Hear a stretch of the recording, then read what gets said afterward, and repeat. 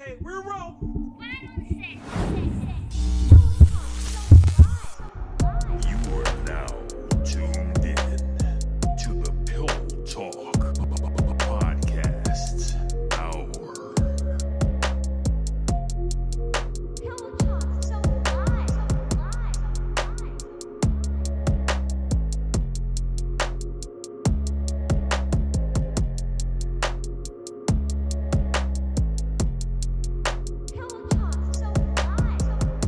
You are now tuned in to the Pillow Talk Podcast Hour.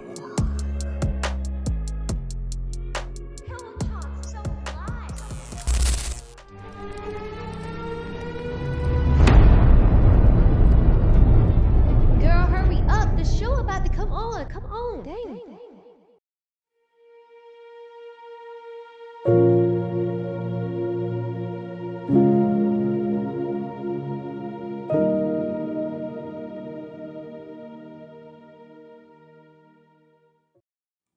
What's going on? What's going on, peoples? What's going on, good peoples? So you just saw we had a tragic loss yesterday. We lost a good friend, K Riley. We lost a good friend, K Riley, man. We lost a good friend. I've been knowing that guy since back in back in my teenage years.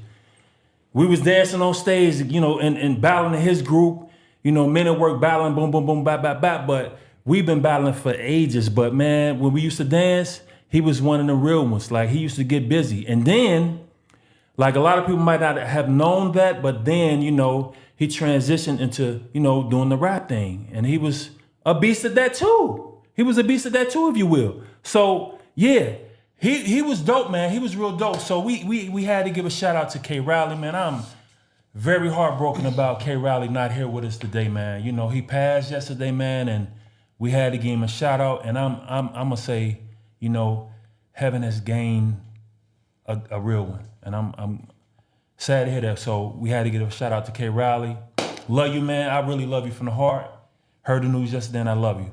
But today we are here today. We are here today with a very, very important guest to me. She's important. But we're going to introduce, as usual, we're going to introduce ourselves. So we have with us today, of course, we have the Dream Team. We have the Dream Team, me and my beautiful wife. I'm Itico La Paris Jordan. I used to hate to say my name in school. Terry, I used to hate it. Me too. Because I know they was going to mess my name up. Me too. Itico, Itiko, like, oh my goodness. Mess my name up. Me too. So me and my beautiful wife. Andrea Jordan. And we are The Dream Team. Yes. We're the Dream Team. And we have to the left, to the right of my beautiful wife is Miss who? I am Terry Brown Washington. Yes. T.A. Yes, T-A-F-T-A. Hold up. T.A. Last week, they did the little swoop thing on us. Because they always from Aiken or went somewhere. They always from Aiken, yeah. But what do we do at TAB? T.A. F-T-E. All day. Yes. That's what we do. Yes. We are in the building. We in the building, baby. We had it last week, so it's only right to let y'all have it this week. Yeah. Y'all had it last week, but today is another day, baby. Yes. I love you, but TAFT is in the building. Yes. Okay. Yes, TAFT is in the building. So we got, like I said, we got Terry here. Yes, our guest for the day. And she's gonna give us some insight on, college and admissions and taking tests to get in. And we're going to see the ins and outs, the ups and downs, and all about around the world when it comes to to college or anything about their life, like furthering your education. So, we like I said, we got my girl Terry here. And Terry, it's another day. It's another beautiful day. It's another beautiful day. So tell me, Terry, what is your title? And what exactly does it mean? Okay, so I am, again, Terry Brown Washington. Yes. And I am now the Coordinated Care and Student Engagement Specialist at Northern Kentucky University. So I was an advisor by trade. So that means that I work with students in academic advising and helping them get ready for school in general, but also making sure they had the right classes, making sure that they had their financial aid set up or whatever they needed as a first-time student. So basically all things college success. I also do presentations on college success and helping students decide on if college is for them or not. And then I also am an adjunct instructor of communication at NKU as well as Cincinnati State, where I teach public speaking classes. I also teach interpersonal communication as well as like small group other classes. So I teach communication classes. Okay. So that's the gist of that. So my job basically means that I can help students figure out if college is even for them. Because we do have students where they are there the first semester and then they just decide it's not what I thought it was going to be, right. Or I had a better opportunity, or I just figured out that I'm not ready yet, and students will say I'm going to take a gap year or whatever. So there are lots of different things that happen within that first year, even within the first semester, for students who are trying to figure out if college is for them or not. Right. Yes, that's real deep, man, because it's a serious situation, especially these days. Yes. It's real serious. It can be really, really serious. So I'm glad, like she said, I don't know if she said, oh yeah, we did say, I'm tripping. That's that 53 years old in me. 53 years old. Like she said, we went to school together. Yes. And I know now, when we was in school, I was like the class clown type dude. Mm-hmm. I like laughed my way through school, but I did, pass and graduate and got my diploma and everything. Back. Yes, mm-hmm. did enough to get back. Mm-hmm. Did enough to get back. Mm-hmm. But she, Velasca, and all these other, it's a shout out to Velasca, man. Yes, Velasca. What's up, Velasca? What's up, Velasca? But she was on a serious path. She had her mind. I would say her mind set. And she had goals. Mm-hmm. But me, I was just like boom, boom, boom, bap, bap, bap. I am where I am. Mm-hmm. And with that being said, I want to ask a question. Okay. Who are some of the people that kind of inspired you, or what are some of the things that inspired you to like want to go into that field of where you're at now? Mm-hmm. That's a good question. I honestly would have to say my mother. Shouts out to my mother, who of course has gone on to glory, but my mother was the one who pushed education on us simply because she did finish high school. My father had a 6th grade education. My parents were probably older than your parents because my parents were born during the Depression, right? Wow. So your parents probably were boomers. My parents were what's called the silent era. So they were born during the Depression. And so education was always important. So my mother always pushed education. My father always pushed education. So the way for me out of where we lived in the hood was education. That was the way out. Right. And my parents always pushed that. And so I definitely would have to give that to my mother because she was the one who always said, go get your education and I will teach you everything else later.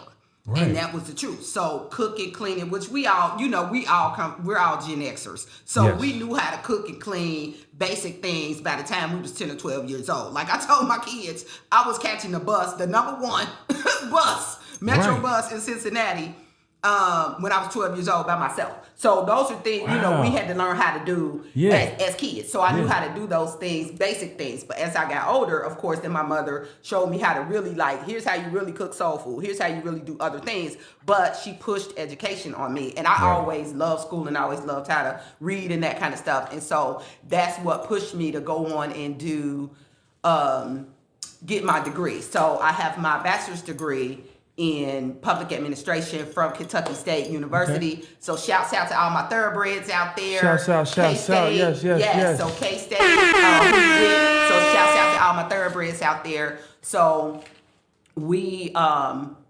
so Kentucky State is a historically black college or university, and it is based in Frankfort, Kentucky. It is the only black college in the state of Kentucky.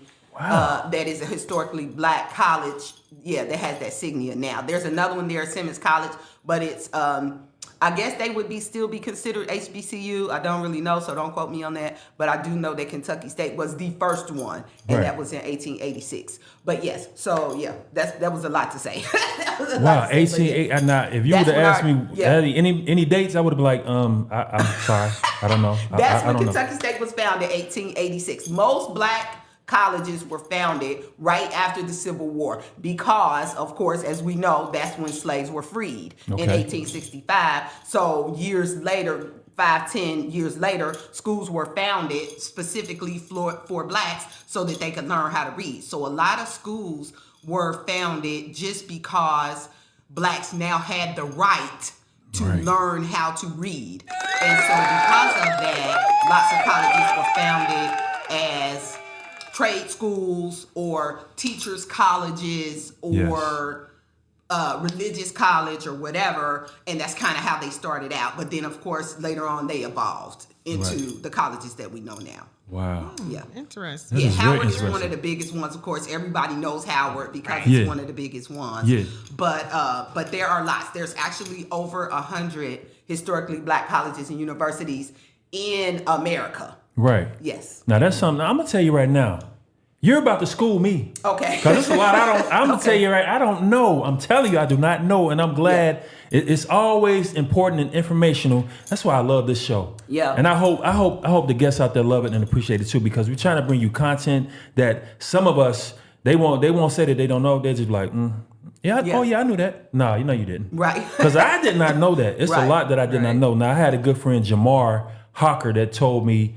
He probably thought I knew, but I didn't know. But he was like, he was just saying how many colleges.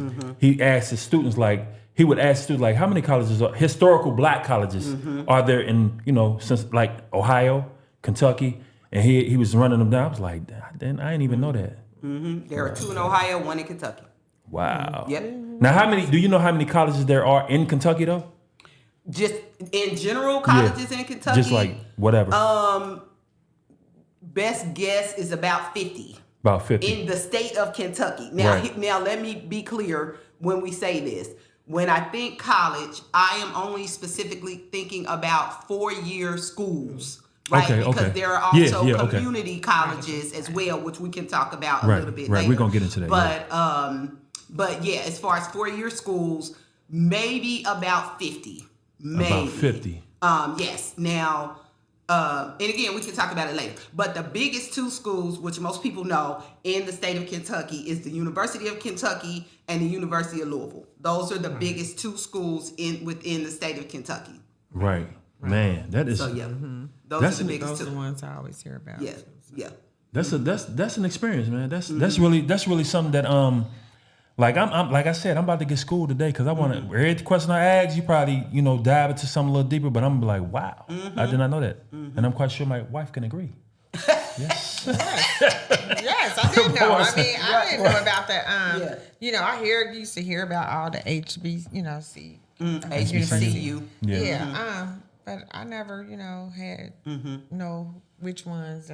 But I knew I used to afterwards, me graduating from high school or whatever I did, used to want to didn't know, want to join the sororities of it, But and we'll talk about that because he asked me about that. We'll talk about that. Yeah, me having a baby, I didn't get to, in high school, I didn't get to go to college. Yeah. I didn't get to go to college, but, I tell people, sometimes people make it seem like it's a bad thing if you didn't go to college. Sometimes people make you feel like it's a bad thing that you didn't go to college or whatever. But colleges and stuff would be there. Like I tell some of the young girls, get your mind right now, because some of them try to go to college and have a baby, and their mental ain't right. Right. So I tries to tell them, you know what, I was once you, and I didn't go to college. I went to nursing school at 33.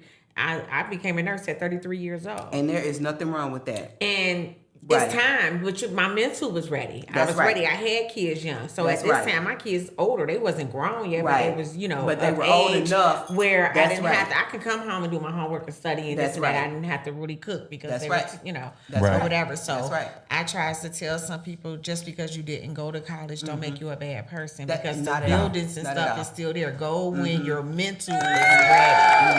Once that mental ready, you good. Absolutely. And I just told, me and Tico just talked about this.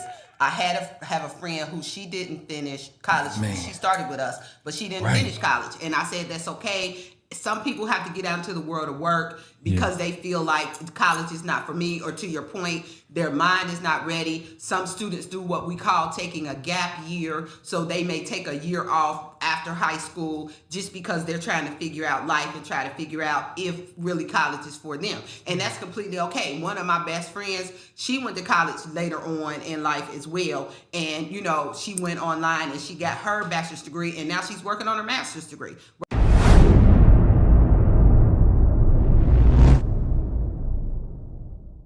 Right? And so it's when it's time, right? And I tell students all the time that don't feel like you're behind because you are 25 or 36 or 106 starting your bachelor's degree. At least you started and you finish when you finish, right? So that's what's most important. Like you said, your mind has to be right. You have to be there mentally to be able to do that. And again, I do work at a community college as well. I teach a class at a community college. So I understand what that life is. And sometimes community college students are some of the best students that I have had because, to your point, they know what they have to do and they're ready to get it and go, right? They're now traditional age students, 18, 19, 20, they are still, you know, high schoolery, teenagery. They're still in that mode because they just graduated high school. They're coming right into college. And so you have to like reel them in a little bit and be like, hey, you're moving to a higher level. This is a new thing. Whereas some community college students who, same thing, they may be 18, 19, but they have a kid or two. And they're like, I got to improve my life. I got to get myself together. And so they know I'm here for a purpose, right? They're understanding that they're there for a purpose and they know what they're there for. And they're like, I got to get it and go so I can get on back to life. You know what I mean? I've had students bring their babies to class who has said, Miss Washington, I don't have a babysitter. Come on with the baby. Let's do it. Come on. I've had a couple of times students bring the baby in the pumpkin seat, in the carrier, and put the baby on the side and let me lecture. Let's get through these presentations and do whatever. I picked up a baby while a student was giving her presentation because you want to make sure that your students are successful, right? And that's what it's all about. And so I, you know, if this is an extenuating circumstance and you like, I don't have a choice, I got to bring the baby, come on. Because I'd rather you be in class, you're a real one. Right, I love with it. the I love baby it. than not be in class missing the information because I know what you're here for. I understand what it is you're trying to do. And so that's why I said some of my community college students, some of them are some of the best students because they know what their purpose is. They know why they're there. Which actually leads me to, as we're talking about college and community college, sometimes you may have to go to community college first before you go to traditional four-year school. You may have to do that, or you may just go to community college because they have a trade that you're interested in, right? Again, four-year school is not going to be for everybody either. So you may have to just say, okay, they have welding at Cincinnati State or Gateway Technical Community College, which is right over here in Covington and Erlanger. You know, they're right here in Northern Kentucky. Or they have sewing or whatever it is that you're interested in may only be at the community college. And that's fine. And go and do that. And that's still a way that you have bettered yourself. So either way, it works for you. That may be the best thing for you. And again, college might not be the best thing for you at all. But if you're going to figure out some type of trade, be it doing hair or plumbing or electricity, electrical work or whatever it is, be the best at whatever it is you want to be the best at, but make the best of your life. And let me say real quick that students, again, 18, 19, 20, you do not have your 20s to be out here messing around and playing around. Say that because again. Before you know it, 30 will be upon you. It will be on you. It will be on you. And so you do not have the time. You think you do, but you do not have the time to be out here messing around. Get your life together now so that when you hit 30, you have learned some lessons and you are moving in the direction that you hopefully want to be going in. Now, we all gonna make mistakes, right? That's gonna happen. But take these 20s a little bit more seriously than what you are doing right now. So to my 20-year-old, 20 to 30, if you are out there and you hear me in this decade, In this decade, yes. Serious. In this 20 year, in this 20, your 20s, in this decade, take it seriously. Get your life together. You know, however you feel like you need to do that. Get your money up. Whatever you feel like you need to do that legally. Yes, legally. Legally. Get yourself together. Because again, college is not for everybody. Because it's a lot of like you, podcasters are out here. It's a lot of people, influencers that, you know, didn't go to school because it just wasn't for them, but they're making millions of dollars. But be smart with that millions of dollars or whatever you're doing. Be smart with it. Figure out your finances now so that you are not 35 broke. Yes. Right? Because somewhere along the line, no matter what profession you're in, whether it be like, you know, something that you finesse your way into, you're going to need some education behind that. I promise you, because you're going to have to figure out, you know, your bank account situation. Yep. You're gonna have to figure out the pros and cons of what's going on with your life. Yeah, absolutely. So to definitely you have to really dive into you have to use that education. Yes. You have to use that education when you're out in this real world. Absolutely. And believe me, like I told my son, these bills are not, they don't care about none of these excuses you're talking about. Amen. They do not care. They don't care. They do not care. And that's the same thing. And again, to your point, education comes in all different forms. Yeah. Like YouTube will teach you the world. Yes. Right? Yes. I mean, shouts out to Google YouTube. and YouTube. Because YouTube will teach you everything. If there are things that you're interested in, get on YouTube because it will teach you. There's somebody out there that is showing you free game. Everything. Right? They're giving you free game and they're showing you how to do things that you probably wouldn't do. Right. But if you're interested in it, it's people out there that are willing to share those things with you. So absolutely, you know,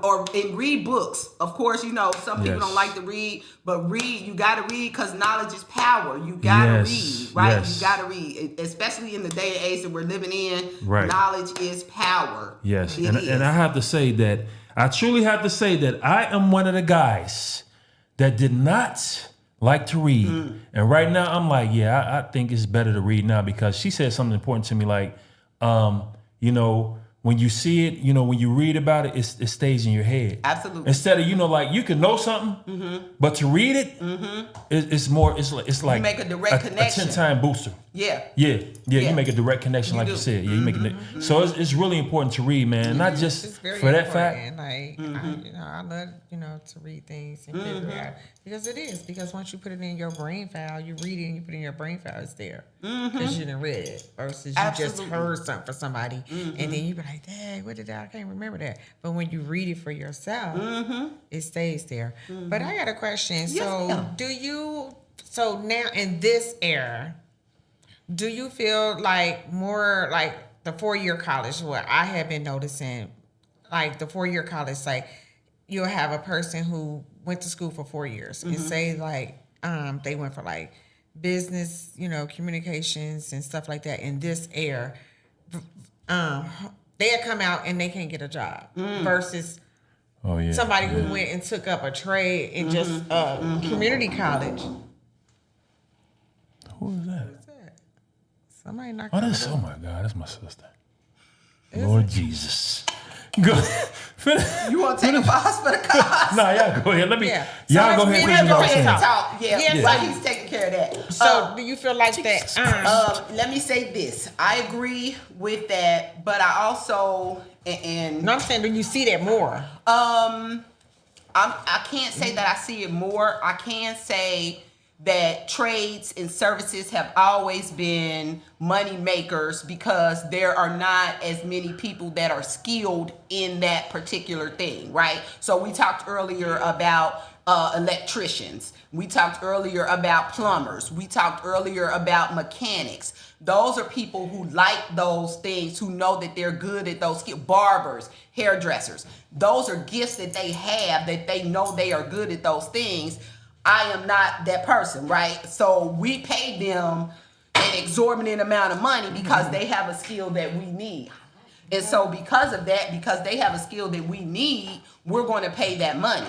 But I can't necessarily say that I'm seeing more trade school people as I would be seeing regular college people or whatever. Right now, let me say this too, that COVID messed up a lot of people, right? I will say that COVID messed up a lot of people because there are students who have their degrees who are just now getting better jobs, right? I can't say good jobs, better jobs, because they probably had jobs and they kept those jobs through whatever it was they were doing. So they could have been in college working in McDonald's while they were in college, but then COVID hit and they had to stay at McDonald's with a college degree because that was a service industry. And it, you know, shouts out to all our service workers, but that's the service industry because that was a service that was needed, right? Now they're able to go and get better jobs because we're coming out of the pandemic. And so again, I can't really necessarily say I'm seeing that more, but I can say that I understand how people will do that. And most people that go into those industries have a gift. You know what I mean? They have a gift for that. That's something that they want to do. And we talked about that a little bit earlier, that people like to work with their hands. College is not for everybody unless you are going there for, like I said, welding, or you like to sew, or you are learning whatever that trade might be. You are learning something that's going to help you advance yourself in whatever way, right? So yeah, so like, and I'll give the prime example of my husband. My husband knew, of course, college was not for him or whatever. He did go to college, but same thing, lots of people don't finish. So he went to college, but then he started working in printing. So he liked being able to be a printer and that kind of stuff. And then he evolved from there and started doing other things, you know, and now he works for the city of Cincinnati. So, you know, again, it's not for everybody. It's not going to be for everybody. Right. So, yeah. So, yeah, the reason I had asked that, too, because I find a lot of people saying, you know, like, I went to have degrees. Now, they even came over and went to, like, a program I went to, you know, like a community college, and got, you know, my nursing degree. You know, so it did a lot of them doing that, but they didn't have a 4-year, you know, degree. Yep. And they couldn't get a job in it. So they had to come over now to the nursing field and, like, take on this program. To now to be like, that's why they end up some of them become a nurse because they couldn't get a job in their field. And I agree with that. Like, that's why I was asking you, do you see? That's why I was saying, do you see that? Now here's the thing I will say about that. It depends on what the degree is, right? That they got at the 4-year school, because some degrees are basic. And that sounds so bad to say basic, but some degrees are liberal arts type of degrees that don't necessarily lead into a job, right? So when people think college, they think doctor, lawyer, teacher, right? That's mostly what people think when they are ready to go, or nurse. Because that's a field, nurses are needed all the time. Shouts out to all you healthcare workers, because you're needed all the time. But the other piece of that is too, that those people who get, let's say they get a liberal arts degree, they probably had planned to go to graduate school or something, and that didn't work out. Okay, now I got to just get out here and work, but I'm not making a lot of money. But then Xavier has said, or Cincinnati State has said, or Strayer, or wherever you went has said, come get this degree, and it's guaranteed long money because you could do nursing, right? And so that happens all the time. But I can't say that it's, I'm seeing more of what they it. Went it's for. what they went to. Yes. Yeah. So I want to say real quick, if anybody has a question, you may call 513-214-8427. 8427. 513-214, that number right there. 8427. If you have a question you want to ask Terry, you want to ask us or anything, but that's the number. So Terry, Terry, I wanted to ask a question. This is something I wanted to ask. So what were some of the deciding factors that made you say college is the place for me? Yeah, that's a good question. First, I see on the screen, shouts out to my soror, Victoria. Shouts out to her. She's a nurse. She actually did the same thing that you just said. She actually got her degree, a liberal arts degree, and then was able to go to nursing school. Now she has her master's degree in nursing. So shouts out to Victoria. Hey, girl. I just work recently. That's her. Yeah, so shouts out to her. But for me, and I'll tell you a quick story. As I said to you, I always knew that I was smart because I had always been Hey, told now, what did hold on? I was smart. Yes, she knew she was smart. I always knew I was smart. I had always Yes. been told, of course, I was smart. And I started reading, like I said, because my mother taught us to read early on. And so I started reading in preschool at a first grade level. Hooey, what's going on with you? They call me Mellow Man Ice, and I'm here to talk about this gorilla strength. Buddy, believe me, I didn't used to use it because I'm so... Ooh, look at my shoulders. My shoulders are going. They're jiggling and wiggling. And what you're going to do, if you're not moving your bowels like they need to be moved, ooh, let me tell you, you need this gorilla strength. If you don't do one scoop will get you where you need to be. But if you need two, buddy, if you need two of these scoops, but it says it on top, you can use 2 scoops and it'll get you moving. Your bowels are going to S-shape move. It's going to be moving and grooving like you're not going to freaking believe it. Now listen to me. If you want something tough and rough that get the guts to punching and moving and grooving, you need this. Now, I don't know all my stuff that I think I know because my brother Tico think he knows everything. I'm going to tell you like this. You need to get this today. Today is what you need. If you need those bowels moving and S-shaping and going and flowing, you need to get gorilla strength. Trust me, bud. You won't regret it. Trust me.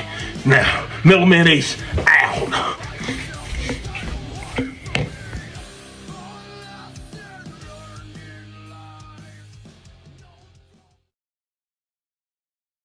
So you figured out you were smart. I figured out I was smart. Yeah. But when we, of course, in high school, you know, you love school, you're going through the motions. I knew I wanted to go to college. I also knew I did not want to go to UC because UC is right here. We're all here together. We're right here in Cincinnati. Right. I didn't really want to go to UC. Right. Shouts out to Mr. John Mullins, our music band instructor. Wow. Right. Shouts out to Mr. Mullins because 2 things happened.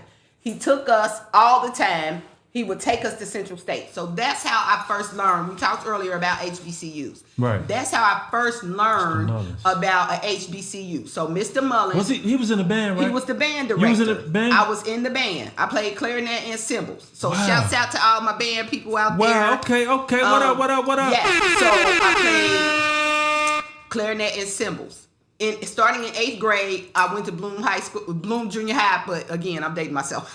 Right. Anyway, right, because we old. But on to the story. So Mr. Mullins actually would take us to Central because we would go up there and be in the band and all that kind of stuff all the time. Right. And so I was like, well, I don't want to go to UC. I don't want to stay home. And all I knew was Central State. So I was like, okay, well, I guess I'm going to go to Central. I was not really happy about it, but I was happy to get away and go to college. Okay. One spring, he took us, he said, we're going to go to my alma mater. We're going to go to my college, Kentucky State University. Mm-hmm. When he took us there and I set foot on the campus, I fell in love that day. That's where it started. That's where it started. That was it for me. I came back home. I filled out the application to the college on the bus ride home. Wow. On the bus. And I got back to Taft and talked to Mr. News Pickle. You know, I heard that name in a long time. Mr. News Pickle, yes. Actually taught a psychology class at NKU. And when I saw his name on that list, I went to that class and was like, I think you are, I said, you might be his son. He said, no, it's me. I said, do you remember me? And when I said my name, he said, yes, I remember you. Wow. Mr. News Pickle, we sat down and filled out got my transcripts and everything together and sent everything to Kentucky State within a week, and I got accepted. Right. But I knew leaving the campus, I knew that was the place for me. Like, this is it. This is it. And I never wavered after that. Yeah. That was it for me. That's what's up. Yeah. Now, my cousin, she just joined us. Now, I want to talk. I kind of want to talk about the college she went to. She went to Tiptoe University, where you tiptoe your way through school. And not tiptoe. What's wrong? Not tiptoe. Yeah. But no. So Shanetta is joining us. Shanetta heard. You heard. I didn't get it wrong this time. Thank you. Thank you. Yes. I got it right this time. Hallelujah. But That's a great story. I'm glad. I'm glad. That's a good transition and a good thing to remember on. Like, and you know what? You got a good memory. Listen. What you take for your memory? Because I can't forget what time did I don't even know what time I woke up today. See, listen. No, but those are the things that stick with you, right? We were just talking about how you read stuff and you remember how you look. Those stories, those memories, that's what sticks with you. When people change your life, right? That sticks with you. And so again, shouts out to Mr. Mullins, because he was always taking us different places. Now there are some people that were in the band with us. Shouts out to Tamiko that went to TAF with us. She came out in 91. Tamiko. She's Zeta Phi Beta? No, Tamiko's AKA, which we can talk about that in a second. But Tamiko had the similar story, but she fell in love with Tennessee State, right? Because he took them to Tennessee State. He took us to Kentucky State. And so he always was kind of taking us different places. Plus, people was like, Mr. Mullins, we tired of going to Central, right? So, you know, I could name 10 people. Shouts out to Ron Dixon. Shouts out to Butchie Brown, William Brown. You know, shouts out to Ray Lee. Like, there are so many people that were in the band that either went to college, they may not have stayed or finished, but they at least attempted to go. So Butchie did go? Yeah, Butchie went, you know, he didn't finish, but you know, a lot of people, he tried. And that's the thing. Like I said, it's not for everybody, but, you know, if you try it and you like it and you can get through it, do it. Now, let me tell you something. Sis. Okay. Now, let me tell you something. For real, on a real tip. Now, I know you're going to think this crazy, but not crazy, but like, really. But no, like right before I like signed my record, got called out of town to sign a record deal. Whatever. I told my husband that. I told my husband. I said they had a group in high school and he had a record deal. I told my husband that. Yeah, but I went to like community college for like, I promise you, it was like, I only went there for like 2 months, maybe not even that long. Yep. But I was going for business management. Yep. And I was like, you know what, I'm gonna go ahead and do this. And I got that call. I was like, man, forget college. Right. I'm about to go get this. I'm about to go get this money. This is what I do. I entertain. Yes. And that went, and then it went. Yeah. And now I'm here doing a podcast with my girl, my wife, my cuz, and my sister over there with her toes sticking out. I don't like toes. No. But yeah, that was my little small story. I did try to see what was up with college. I was like, I'm gonna go ahead and stick with this. I just did barely enough to like to sign my name, my date, fill out the admissions, and that was about it. Yeah. And I was off to Jersey. And that's the thing. Life takes, sometimes life takes people in different directions. Yes. So the one thing that I will say to people is, if you feel like college is for you, give it a try.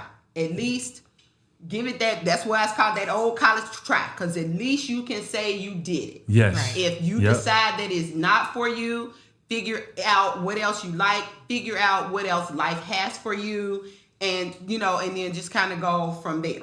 Right. But again, it's not always for everybody. College is not always for everybody. Right. So, I did. When you mentioned Mr. Mullins, and he was always like taking y'all. Now this is a question inside of a little answer, but. Me and Greg, we did do the Black College Tour. Have you ever done the Black College Tour? I took my niece on the Black College Tour in 2008. You took her on I took her. Okay. Yes. We didn't do the Black College Tour mostly because I probably didn't know anything about it, and two, because I had already decided probably when they were doing it, I had already, like, Kentucky State was it for me. So I already knew what my plan was. Yeah. Right. Like I already knew. And so, but I took my niece because I knew the importance of it, and I wanted her to be able to do and see and all of that. Did you try to persuade her to go to Kentucky State, or is she in? No, she went to UC. Oh, she went to UC? She went to UC because she is a grandma's girl and she was not leaving my mama. So, so she went to UC. Right. But so. So she didn't go to Kentucky. Now what made you? I don't know if you said it. Like I said, I got that 53 thing going on, but I don't know if you said it. But what made you choose Kentucky State though? I said that's why I said Mr. Mullins took us. Mr. Mullins. So just when he that took right us there, and the minute that I stepped on campus, I knew it was the place for me. Right. Because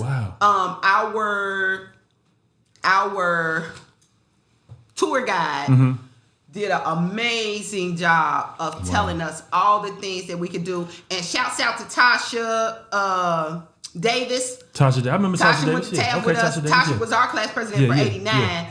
Shouts out to Tasha because we all went on that tour, and me and Tasha, we were going to go together, but she ended up going to UC. Okay. Everybody turning their back on you, but it's all good. It's all good. Listen, no, I knew I was out of here on the first thing smoking because I was not like, no, that was not for me. Right. So yeah, but we all went on that tour, and our tour guide, she did an amazing job just showing us all of the things that we could do, all the opportunities that we could have in being able to go to a school that was out of our area, out of our realm, you know, that we were going to be able to actually experience life. Wow.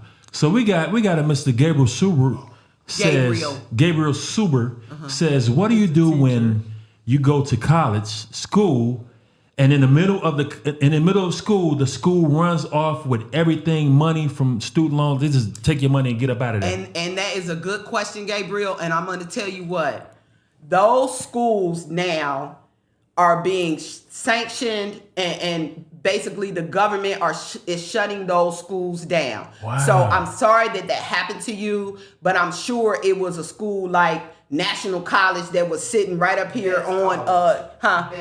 Best College, yeah. Schools like, so it was schools like that, National College, Best College, it was schools like that. So do they have to pay the loan back? Yes, they have to pay because they are responsible, but the government had to sanction and start shutting those schools down because it was illegal activity. They were stealing folks' money. Right. And I've seen people like come to NKU and say, I want to be in school, but I've maxed out all my financial aid. So how is there anything you can do to get the? The only thing you can do is appeal to the government. They know what's going on. You can appeal to the government. Of course, we all know Joe Biden has swept almost $1 billion of student loan people debt. Wow. So if you have that situation, I definitely say appeal that, because that may be a way for you to be able to get some of that money back. Other things that you can do, and it's hard, but you can also pay for school out of pocket. That's hard, but that's one of the other ways that you would be able to do that, because you would be able to just pay per class. Because I've had students that have done that too, because traditionally, as I'm speaking only about Northern Kentucky University, it is a commuter college, which means that students, traditionally it was a commuter college, not as much anymore. That means that students would come to campus and just go home. So like Cincinnati State is a commuter college. Like there's no dorm, you can't live on campus, right? NKU was like that in the beginning. Now we have over 2,000 students who live on campus, but most of the students will come to class and go home. And then some of them, of course, are working. You know, they have part-time jobs or full-time jobs. They're working. They're taking 1 or 2 classes at a time. And so that may be one of the things that you may have to do. So it just depends. Like my daughter right now is at UC Blue Ash, and she's going to take 2 classes. She's working part-time.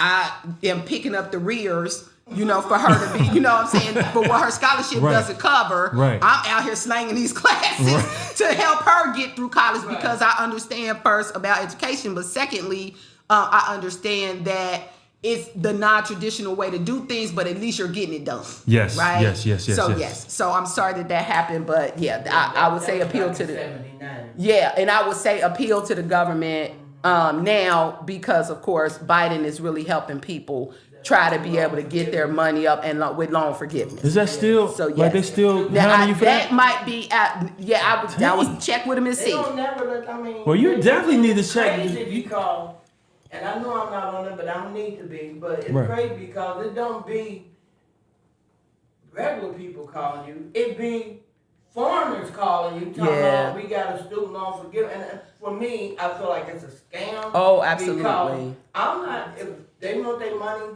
I'll go down there and talk to them personally. Right, absolutely. But I'm not about to pay you this money. Yes. And here's the thing. Some people, when they're calling you, that work has been outsourced to another country. Okay. So they are calling you from whatever country to say, you have this loan. What you could say to them is, do I have a loan for you that I signed with you and your company, or where did you buy my loan? Right? And then that's how you get out of that, because I do not have responsibility to you. I have responsibility to whoever I pay, I got the loan with, I'm in contract with that person. The other thing is that most of that stuff drops off after 7 years. You have a 7-year, time frame for most, like the company can write it off.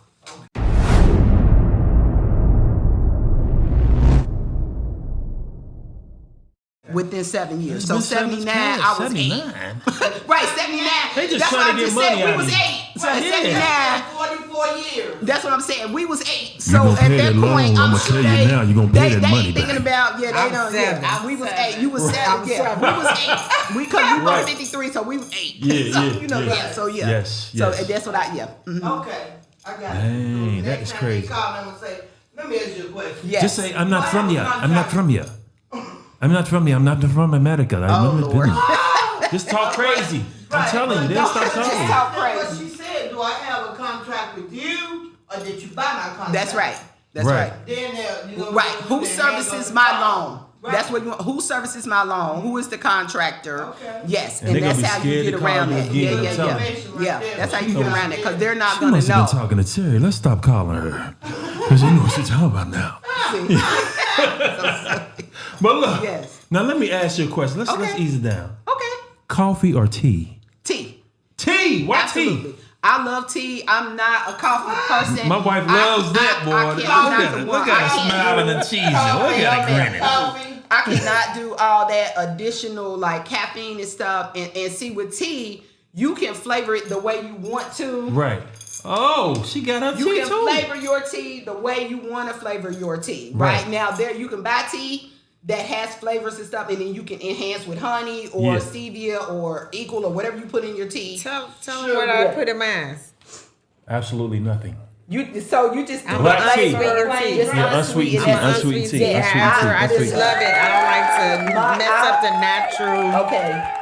For other tea, I love it's soothing, and I don't put anything in mine. Tea is my sugar is my Achilles heel. I'm working on getting off this sugar. That's my Achilles heel. Oh, but man. Yeah, I like to sweeten my tea. Now I will. I try to do either stevia or equal, in my tea, because I try to bring that sugar down as much as I Do can. agave. Do that. I like agave. I've done agave do that. too a couple times as well. So yeah. Sugar, like it's a substitute. Yes, stevia and equal. I like equal in the blue pack because there are two types of equal. There's the pink one and there's the blue one. The blue one doesn't have That's why you're looking as like a much bag of of an sugar now. aftertaste as the pink one does. Okay. So yeah.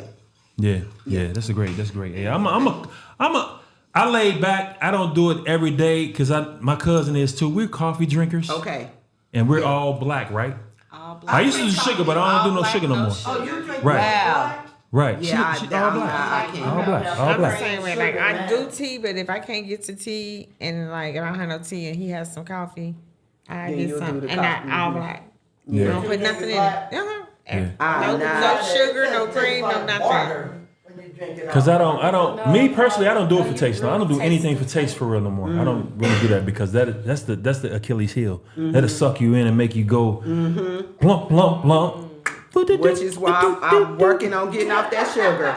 I'm working to get But off yeah, that sugar. sugar definitely. You definitely would do good with like trying your best to like deplete it out of your life. I am. And I'm you'll working be on real it good. slow like but a sure. little bit, like as long as you're working on it, that's good. I am. I'm working on it. And you'll be slow but surprised, sure. like wow. So But just yeah. drink it without no sugar. I'm gonna start next week. Well, I think this because today's Sunday.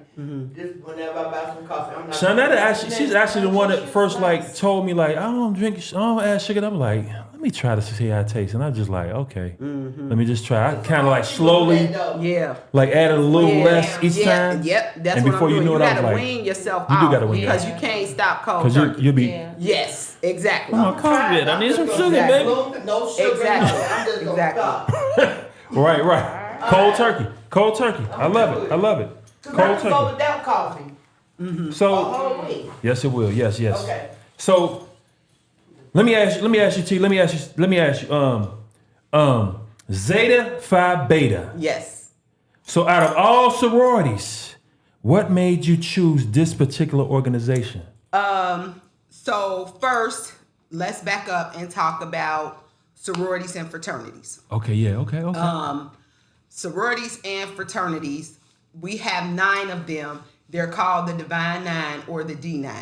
So there is, because you had asked me earlier, there's the first Black female sorority is called Alpha Kappa Alpha.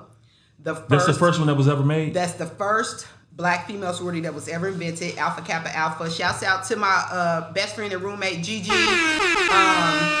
Dr. Williams is my best friend, and we met at Kentucky State. Anyway, so she is a member of Alpha Kappa Alpha, founded in 1908, and then there is Delta Sigma Theta, was founded in 1913. Okay. Shouts out to Leah and all my other DST friends out there. Yes. And then there is Zeta Phi Beta. Zeta sorority. Phi Beta. We're all incorporated, was founded in 1920. Okay. And then there is Sigma Gamma Rho Sorority Incorporated, which was founded in 1922. I heard that one. And then there is Alpha Phi Alpha, which is the fraternity that's for men, was founded in 1906, was the first Black fraternity founded ever, 1906. Wow. And then after that there are 2, 1911. Shouts out to my son, Malik, who's on right there. He is a member of Kappa Alpha Psi that was founded in 1911. And then there is Omega Psi Phi that was also founded in 1911. Then our brother fraternity, Phi Beta Sigma, was founded in 1914. And lastly, there is Iota Phi Theta. Shouts out to Eric Martin. Eric, who is with us, is a member of Iota Phi Theta. Yes. And they were founded in 1963. Okay. So that's all of them. Right.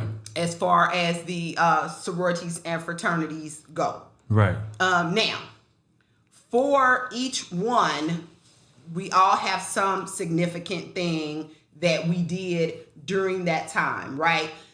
Black sororities and fraternities were born out of racism because we were not allowed to join white sororities and fraternities. So, Black folks, we make a way out of no way. And so we made our own. And so that's why, because of that, that's why we now have our sororities and fraternities. All of the sororities and fraternities, with the exception of Iota Phi Theta, because it was founded so late, have been in existence over 100 years. So that's a big feat for all of us. In conjunction together, all of the D9, we have over 1 million members. That is a lot. Yeah, we have over 1 million members in all of our sororities and fraternities. Now, we just had the vice president. Was that the thing you just came from? Was that everybody or just you? Well, that's what I was about to say.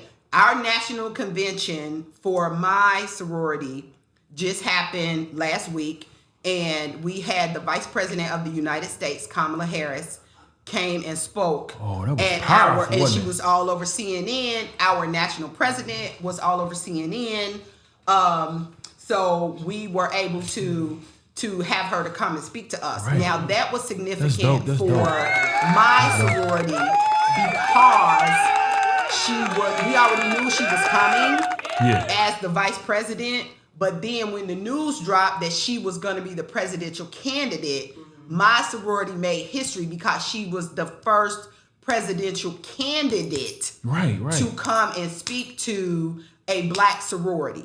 Ain't that something? She's in AKA, so she's in Alpha Kappa Alpha. She pledged at Howard, like she joined her sorority at Howard, and so that's very significant. Now, all of us have one principle, because we all have principles for our sororities and fraternities. We all have one principle in common, and that principle is service. We all believe that we have to service each other, as well as our Black communities, as well as underrepresented minorities, as well as all people of color. So we we should want to do service and community service for the good and betterment of all mankind. Right, basically. right. So that's the one principle that all 9 will have in common is service. Right. Is that so? That's clear. We're clear on Yes, that, right? yes, Okay. yes. Now let me talk about my sorority. Okay. Again, my sorority, Zeta Phi Beta Sorority Incorporated, was founded January 16th, 1920 at Howard University. The other thing that you will know is probably 5 of the 9 were founded at Howard University. Okay. 5 of the 9, and then the other 4 were founded at what we call PWI, a predominantly white institution. Okay. So the others were founded at a predominantly white institution. So the SG Rose, Sigma Gamma Rose, were founded at Butler University in Indiana. The Kappas were founded at Indiana University, which is a PWI. The Alphas were founded at Cornell, which is a PWI up in New York. And I know I'm missing one that was also, I'm missing one that was founded at a PWI. I can't think of what it is right now. But PWI, what's PWI? PWI stands for predominantly white institution, okay. right? And so that's where I work. I work at a predominantly white institution. And so that's why we make the distinction between a historically black college or university, HBCU, or a PWI. That's why we make the distinction, because of course we know that most of our HBCUs are steeped in culture. PWIs are steeped in culture, but because there are so few of us, there are way more PWIs than there are HBCUs. Yeah, I can imagine. I can only imagine. And so that's what that is. So at any rate, Zeta Phi Beta, our principles for our sorority is scholarship, service, sisterhood, and then finer womanhood. Okay. And so for me, I will actually tell a quick story. I'm a storyteller, but I'll tell a quick story. We're here for it. Come on. So as a brand new student, freshman at Kentucky State, back then we had clubs where you could go to the Ohio club or the Kentucky club or the Michigan club and meet other people from the state. And then they would like pull out people, you meet other people from the city. And so that's why I know so many people that live here in Cincinnati from Kentucky State, because probably 400 people, even if you didn't finish, are alums of Kentucky State because it's so close to here. It's probably an hour and a half away from Cincinnati. But one of my friends who I had just met as a freshman, I was going to look at her sorority because her actual sorority sister was our tour guide. Remember I talked about the tour guide earlier. She was our tour guide. So she, again, great person, did an amazing job. And so then I met another girl in her sorority and asked her about the sorority. Right. Well, the response I got from her was not welcoming. It was not a good response for me. So I had met another girl from Ohio who was in my sorority, who was a Zeta. Shouts out to Patty. She lives up in Zanesville, Ohio. So shouts out to Patty, because I said, I'm going to try one more time. And then I said, if I get the same response, because the response I got was, it was nasty vicious. And dry. It was vicious. Wow. It was, I'm not going to go into detail, but it was vicious. And so I said, okay, I'm not going to try again. Like if it's the same thing, sorority life is not for me. I'm not going to do that. So I'm just, going to go on about my life and be a college education person. Educated person. I'm going to go on about my business. But when I asked Patty, I said, will you tell me about your sorority? Because she came in, she had a sorority jacket on, and blue was one of my favorite colors anyway. So I said, I'm going to stop her and ask her, because I'd already met her at the Ohio club thing. Right. And when I asked her, I said, can you tell me about your sorority? She sat down with me at a table in this little place we have called the Grill. Felt more comfortable. And yes, and we had a 30-minute conversation about Zeta Phi Beta. Yeah. And that's what did it for me. Right. That was it right then. The immediate sisterhood, the immediate response, the immediate care that she took to take the time to even tell me about it is what did it for me. Right. That's so yes. And so right then I knew that I was going to be a member of this sorority. Zeta Phi Beta. Zeta Phi Beta sorority. And I see you rocking Zeta. Was that the blues? That's one of the. Yes. So our colors are royal blue and white. Okay. Those are colors. So sorority and fraternity has their own colors. Right. So the Deltas are red and white. The AKAs are pink and green. The Sigma Gamma Rhos are blue and gold. And then Zeta is blue and white. And then the Alphas are black and gold. The Kappas are red and white. Mm-hmm. The Iotas are brown and gold. The Omegas or the Qs are purple and gold. Mm-hmm. And I'm gonna get in trouble because they go waiting for you. I'm forgetting somebody. Your son trying to. Is that your Malik? That's your son? Yeah, he said the Iotas were founded at Morgan State. Thank you. Yeah. Yes, the Iotas were founded at Morgan State. Malik. But I was So I can't. I'm drawing a blank right now. 53. 53. Creeping up because on I'm drawing a blank right now. Creep. But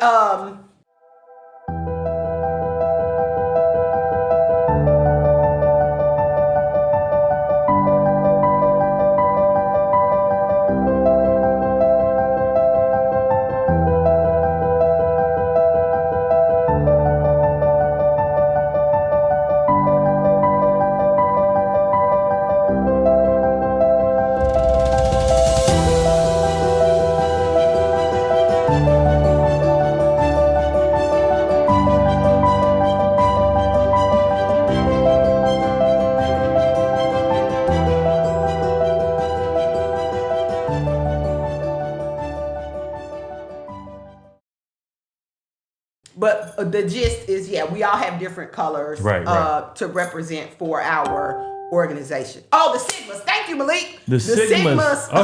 Thank you, because I knew I was forgetting. Malik is on. Yes, thank you. So my fraternity brothers of Phi Beta Sigma, their colors are also blue and white.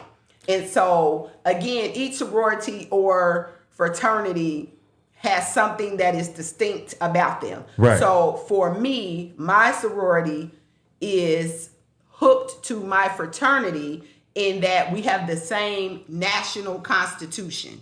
So when we say we are constitutionally bound, we follow the same rules and bylaws together as a brother-sister sorority fraternity. Right. So that's what that means. Right, that's what's up. That's what I love. Yes. That I love that, man. So that's it's a family thing. It is. Like I was telling you earlier, when we had Lakita, and you said you were, she ride motorcycles.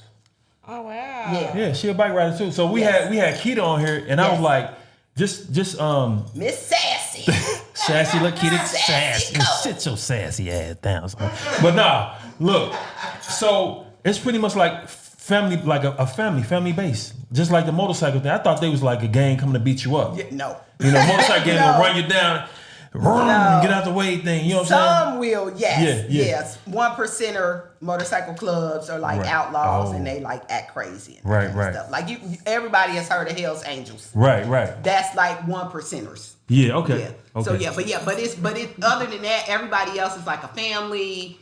And again, that's what our sorority and fraternity life, that's what it is. It's for college educated men and women.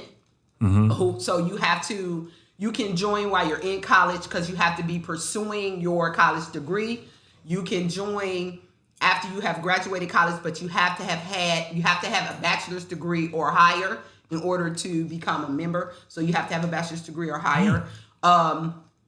To be able to become a member, but you can join after you got to put some respect on that. Yeah. Wow. You can join after you graduate, but you have to have your bachelor's degree in order to do that. But you can join afterwards. Yeah, and that's the other distinction between white sororities and black sororities. So in black sororities, you can join as a grown person. Like if you wanted to become a member, you could become a member if you have your bachelor's degree and you're interested in becoming a member and you went to college and maybe they didn't have any sororities at the college you went to, but you still got your bachelor's degree. You can say, okay, I'm going to become a member after I graduate. And those are what we call graduate chapters. So, now that's something that I did not. So you telling me that every person that's in a sorority or fraternity, they have their bachelor's? Yes. That's part of it. Yeah. Most do. Some people don't finish college. They join the sorority or fraternity and they're either freshman year or sophomore year, right, and maybe they go to junior year and they don't finish college. Oh, you said so working towards getting it. You have to be working. Yeah, you have to be in undergrad, what we call undergrad. You have to be pursuing a bachelor's degree. Okay, yeah, okay. That's to join while you're in college. Right. Once you graduate college, in order to join, you have to have a bachelor's degree in order to join or become a member. But you can do it while you're in college. Right. But again, we talked about not everybody finishes. Sometimes people don't finish, but they're still members of that organization. Phyllis Jordan didn't finish. Go ahead. But yeah, but sometimes they're still members of the organization, right. And then sometimes they go on and finish their degrees. It just depends. Sometimes they do, sometimes they don't. Interesting, right? Very interesting. Yeah, very interesting. Now let me tell you what what kind of what made me like, man, I do not like my bad, brothers. I'm so sorry, but I was like, man, look, when I think about sororities and fraternities or whatever, I was like, man, why they gotta come to the party? Yes. I was like, damn, they don't care what you. I don't care what you're doing. If you're talking to a girl with a drink, she's about to get knocked over. At the college parties, yes. They don't care. What's up with that? That is what we call strolling. So strolling, of course, is a form of dancing, basically to show your pride in the organization. Okay. Because there's a process that you go through that shows that I am a member and I have worked hard for this and I am proud to be a member, and this is how we show our pride in our sororities and fraternities. Yeah. So it's called strolling. It does get a little out of hand at times. But they probably kind of toned it down a little bit, right? Oh yeah. Even it's not like it was when we were like 90s. Yeah. So like I watch a couple of movies and they got they have to put bags over their head and get paddle whipped, and do they still do that too? No. Oh, they don't do that no more. No. Well, is that non-fiction or what's going on with that? That is, I will say, those things used to happen in the 80s and 90s. Okay. Actually, in 1990, what we call hazing was outlawed. Yeah. Hazing was outlawed because people were dying. Damn. And so because of that, they had to stop above ground pledging or hazing because people were getting hurt, and because a lot of sororities and fraternities weren't able to keep insurance because they were being sued by people, because family members, because of loss of life. And when you say above ground, you mean like you could see people walking across campus in a line. You could see, because it was all Army type style, which is actually kind of where it started, was Army type drill type stuff. So if you see people in the service and they're all in line and they're chanting and they're chanting and they're singing, that's where that came from. Right. And that started in late 60s, early 70s. Yeah. And then it stopped in the 90s because it got too dangerous. Because again, people were dying. People were losing lives. People were losing limbs. Like it became too much. And that's not a show of brother sisterhood, right? Me punching you in the face is not me showing you brother sisterhood, overdoing it, right? And so those things just had to be abolished, so to speak. You can't do that kind of stuff anymore. Right. Now, did you have to go through anything like that? I will plead the fifth. So that's all I'm gonna say, because y'all got me on national podcast television. Do you think that it still happen undercover, even though it's been banned? Do you think it still happen, especially like at PWIs? I will say probably, but I will say that if you are caught in the state of Ohio or in the state of Kentucky, you are going to jail, right? Damn. Because it is a felony now to haze anybody, especially in the state of Kentucky. So for state of Kentucky and the state of Ohio, I am the undergraduate advisor for my sorority sisters at Miami University up in Oxford. Mm-hmm. So that means that I make sure that they do everything. And they come to you if something going crazy, somebody can come to you and... Yes. So I am the one who manages their chapter and what they do in their chapter and how they bring new members in and all of that. And so there's a law now in the state of Ohio called Collins Law, because Colin, a young white man, was killed by his fraternity that he was pledging at Ohio State. And so How was he?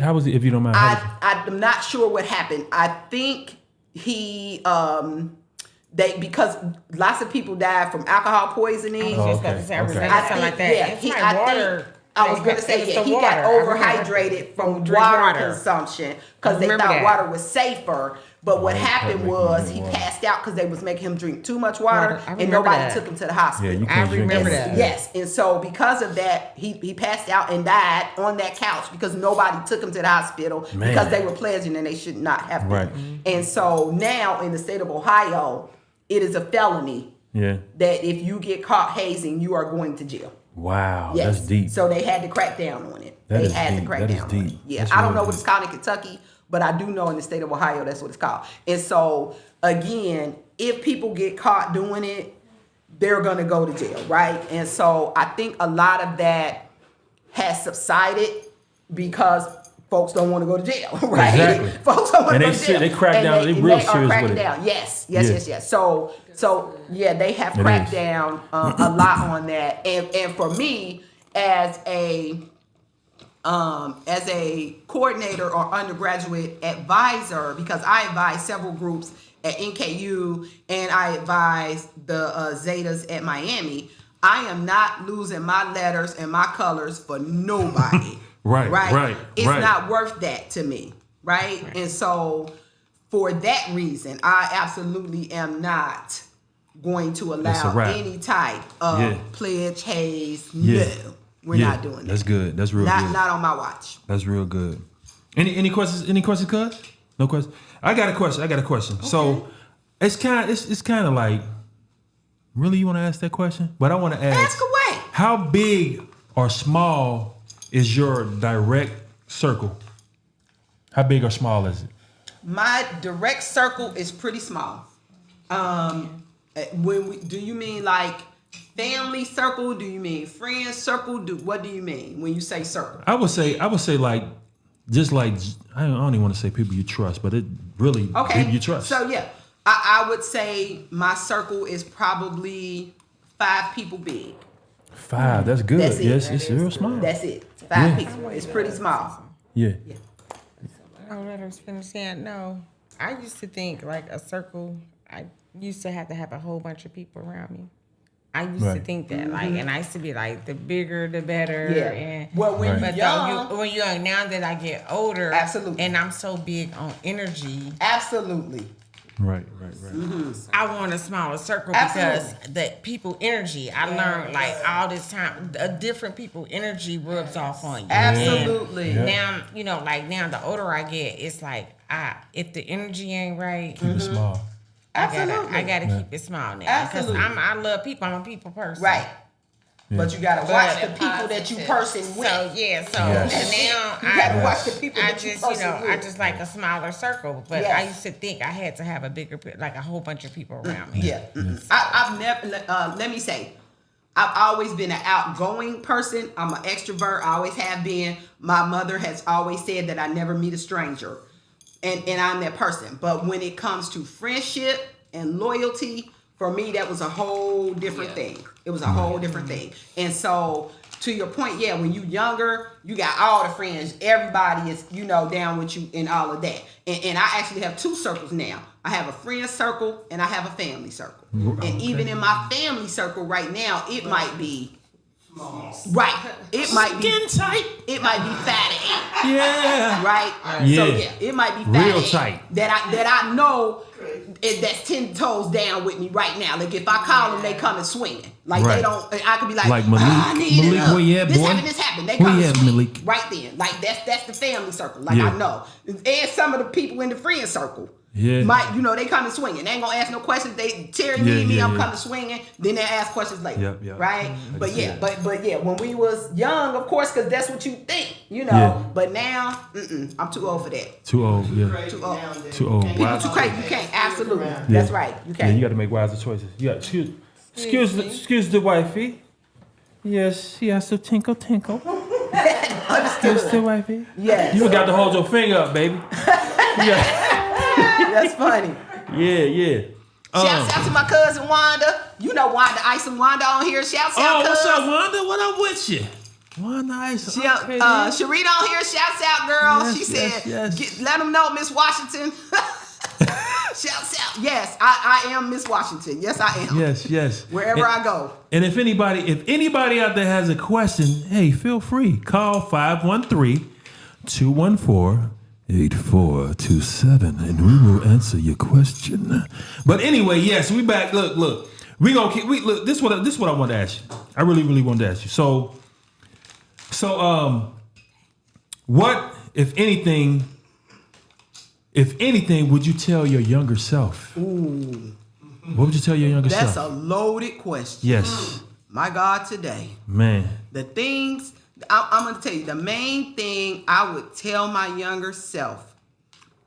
3 words I would tell my younger self.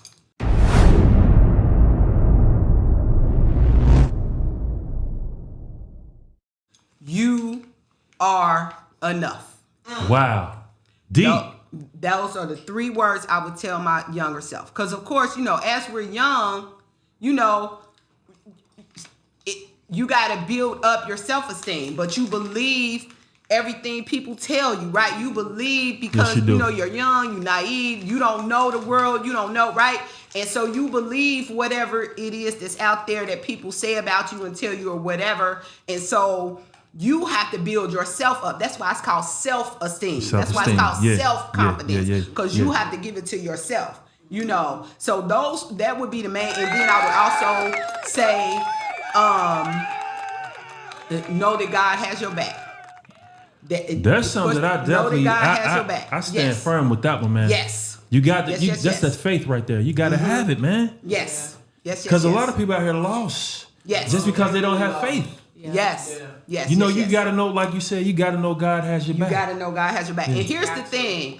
Even if you don't believe in God, but you believe in some form of positivity or a higher power, right? Tap into that thing, right? Yeah. Know that whatever that higher power is, know that whatever that positivity is, that you can manifest it. Yes. Right? But again, that's why it's called self-esteem. That's why it's called self-confidence. Because you have to manifest that thing, right? Yeah. And so absolutely know that that you are enough, that you can do it, that whatever you speak into existence will be. Speak life into yourself, into your family, into your kids, whatever. Speak life. Yes. Yeah. So that's a loaded question for me because I could talk about that for hours. Hours and hours. Because like a lot of times, like when we were younger, right? A lot of our parents would always say, "You ain't gonna never read nothing. You ain't nothing. Look at you a mess." Yes. That's all they said to us because I don't know because. If it was what they got told, that's generational curse. That's generational trauma. Yeah. Absolutely, that's what it is. You never got love. Absolutely. You're not gonna know how to love. Absolutely. So that's why you have to seek. Yeah. Right. I ain't gonna get into the, I try to be Christian, but you have to seek guidance. Absolutely. And for me, the best guidance, I'm talking about me. Right. The best guidance is God. Amen. That's the only way you're going to get the real truth. That's it. Can I just give y'all a short, testimony? My time. Short testimony? I want to give a testimony, but this her time. Long, 2 minutes. Everybody, 2 minutes. 2 minutes. No, I'm messing with you. You know how to do it. 2 minutes. Go ahead. Okay, so let me see. Like we've been out on school break. Okay. So I've been having a hard time dealing with bills because of school break. Yeah. I would have had another job, but the job was like, well, let's wait and see when they give you your route. So they tell me get us a route test. Okay. My niece drives the bus too. I was just telling him that my niece drives the bus too. About the bill, because you know where we at. Yeah. And I was just like, God, you know what? I cannot get stressed like this. Like you said, you'll never leave no forsake. So yes, I was just like, God, what am I going to do? How are you going to help me? So I'm in the midst of this service Friday night. Yes. Wow. I had no money. I mean, I had a little bit, but not enough to cover this over $1,000 bill. Yeah. Right. So we're in the midst, right? The next thing you know, some said, look at your account. Look at your account. And I was tripping because I said, did I just hit it right? Look at your account. I looked at my account. I was just like, all I could do was just start crying. And look at God. Money that had appeared. Thank me later. Thank me later. Thank me later. I'm going to need that back, though. I was just fighting on because Yes. God gonna You do. never know. Amen. I'm telling you. Show you. You never know. And I didn't mean to step on your toes. No, you fine. No, you When you fine. talking about you gotta trust in your heart. Amen. You do. Yeah. That's it. Yeah, you gotta Yes. tap into that thing. Amen. Absolutely. Yeah. Absolutely. Absolutely. Yeah. Sharita Yeah, Henderson thank you said, "Come for on sharing. now, come on now." Yeah. Wanda said, "Amen." What's up, Wanda? What's up with you? She said, "Amen." She said, "Hey, y'all," Yeah. earlier. Yeah. Yes, to God be the glory. Amen. Yes. That's a testimony for you, man. Like Yeah. I always, I promise you, I wish she was in here, but earlier I was like, I've never, I look back like, and it's like God always carried me through something. Oh yes. Like when you start feeling that stress come on, you gotta like just calm down and just think about that. Like God, have you ever been in a serious a situation where God has like forsaken you? Like, you know what? Yeah. No. Yeah. I'm done with you. Or has he always pulled Or you you through that? felt like he was done with you. Yeah, you felt like he was done with you. Yeah. And then you look up, next thing you know, like you said, you look in your account and boom, you got the money right there. Yeah. God is always, I'm talking about me. Right.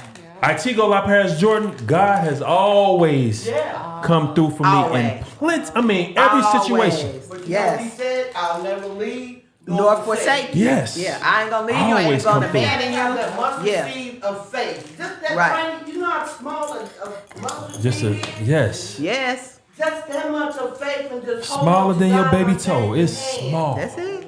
He's Yes. gonna But I will always- say this though. Before we move on to the next topic, I will say this. You are right about that mustard seed of faith.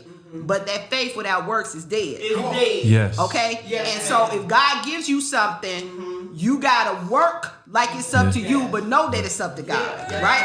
That's what you gotta do. Yes. So yeah, absolutely. I've been there. Absolutely. Yeah. Y'all probably been there. Amen. We all, some people just don't know it, but Right. we've all been there. Right. Right. You know, God always had you covered. If you just had that faith, man, Yes. you'll be surprised. Amen. You'll be surprised, man. I was telling my son, I'm like, Latico, I'm like, man, I'm trying to get him just like I was telling Terry earlier. I said, I was talking to my son yesterday or the day before yesterday. Day before yesterday. And I was just telling like, y'all been to church? Like him and his girlfriend came over. Y'all been to church? Nah, we ain't been to church. They looking like, nah. I'm like, y'all should just, I don't want to force y'all or anything. Right. You know, I don't go to church now. I haven't been to church in a minute. Right. But I'm saying just go to see if it might be something for you. Right.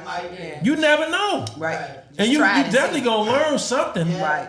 You know what I'm saying? You're gonna learn something from going to church. Yeah. Now you, like I said, it might not be for you, it might be for you. Right. And you'd be surprised. You might have to visit around. You visit around. Because every church home is not the same. You know? That's right. So yeah, that's one thing I told Latigo, like, Good. I'm glad you did. just, you know, and I'm gonna keep on saying something to him. Like I want y'all to go to church just to see. Don't be, because if you, it's like kids, like, seek, you will I find. don't want to taste that. It's nasty and never tasted it. Right. You know what I'm saying? So if you seek, you will find. So yeah, that's one I did. Like Latigo, try to, even all my kids, but Latigo, because he's young, I'm trying to like, Yeah. he's ready to be on his own. He's ready to be a man. Woo. Oh, God. Woo. Them bills, boy, they gonna show you how to be a man. They gonna show you real quick how to be a man. Oh, yeah. They something deep. Don't be They in the something rush deep. to go out there because, ooh. Yeah. But let me ask you this question, sis. Let me ask you this question, Terry.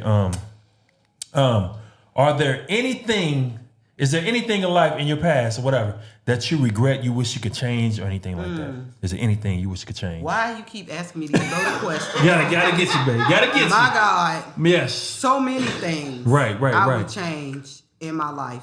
So Right. many things. Of course, you know, hindsight is always 20/20. Right. Always. Right, right, when right. you after you have looked at things and you look Man. back and you like, oh my God, I would change that. I would change this. I would Yes. change that. Yes. It's too many for me to list. It's a lot. It's a I it's love a my lot of life, things. but there's some things that I would like tweak. Yes. I would probably You know do what I'm some saying? tweaking. Yeah, do some Yes, tweaking. I would do some tweaking. So again, I would not. But we again, high school or young, you teenagery. Yeah. I would not be so worried about my high school self. I would not be so worried about Right.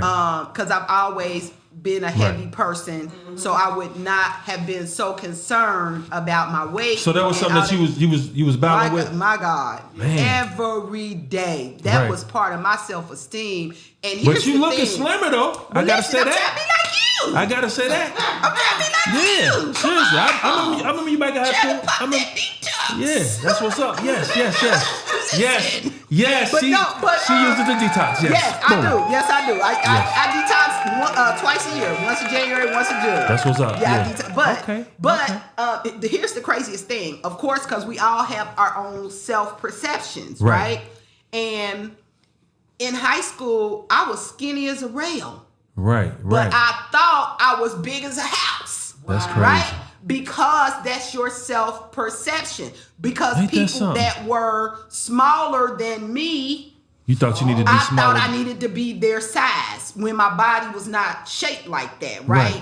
And so I realized later on that I'm going to be bottom heavy. Like it is what it is. My thighs are not going anywhere. Right. These legs, that's what it's gonna be. These hips, I'm bottom heavy. Yeah. My aunt was bottom heavy. You loving yourself. You love yourself. So that's heredity, right? Yeah. So that's going to be what it's going to be. But I can learn how to be the healthiest version of myself, right? Yes. And so again, when I was in high school, I most certainly would not have worried about my look or perception or, or whatever in the body I was in. And the other thing I probably would have done was played more in clothes and makeup and more like girly type stuff. Because I didn't start doing that until probably 10 years ago. Right. When in my 40s, I started playing with clothes and makeup and being more girly. But my daughter pushed me into that. Sometimes it takes that because that's like what it takes. Gina was like, she tells us that her daughter with this she's one of the panels on the podcast. Okay. Mm-hmm. And she tells us with her daughter, she kind of pushed her and persuaded her to, Mom, you should do that. Like open up more, talk. And she's like, Gina loves it now. Mm-hmm. So she's opening up to a new phase of life. Mm-hmm. And she's what? 50? She's in her 50s? Mm-hmm. 51. You know what I'm saying? Yeah. So that's crazy. That's dope. No, we talking about a panelist. One of our panelists. You got a daughter 51? Yeah. She's 50. She's 53. She got a daughter 51. Yep. She just had it. Yeah. No adoption. Do you got a daughter 51? Right. Yeah. You missed it, babe. We went to church up in here. Just a little bit. Yes, we did. Church. Yes, we did. Yeah, yes. But a lot of things. So that's one of the things that you would definitely tell yourself, like, look, come on. Don't even worry about it. Serious. It's a phase. This is 4 years of your life. You got 80 more to go.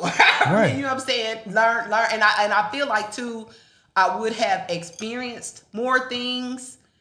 Especially as a teenager and in college, I was scared a lot, but I was focused too, right? Like I gotta get my degree, right? Like I gotta be in school, I gotta get my degree, and I should have had probably more fun and enjoyed college a little bit more than I did, but I was a little more scared, you know what I mean? If that makes sense. So, do you tell your children that, like, look, don't be so hard on yourself and Yes, my son and my daughter, they will attest to that. I let them be who they are. Right. That's what you do. And because again, and I said earlier in the podcast that my parents, my mother especially, pushed education. Right. Go get your education. Go be better than me. Go do, the things I didn't get a chance to do. Mm-hmm. And so I know education is the way out for me. At least it was for me. And so I pushed my kids towards education as well. Which my kids are smart. I love my kids. My kids are great. Yes, that's what's up. Yes, yes. But in that same respect, I let my kids be who they are. Right, like I didn't, want to push my kids into like a certain major or school or because they probably most likely gonna rebel against that. Right. When you push them like that, they be like, exactly. This ain't even what I want to do. My mother want me to be a doctor. I don't even want to. Yeah, you know what I'm saying? Right. So that's exactly good. So what are your children's majors? So my son, who's on here somewhere. Malik, what up, Malik? Yes. Malik has 2 degrees. So he has a degree in public relations and a degree in psychology. That's what's up. And then my daughter, Shania, she's at work, or she's probably coming home from work.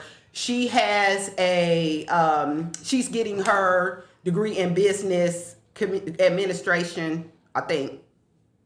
Yeah, something like that. Business, I'm gonna say, I know it's business.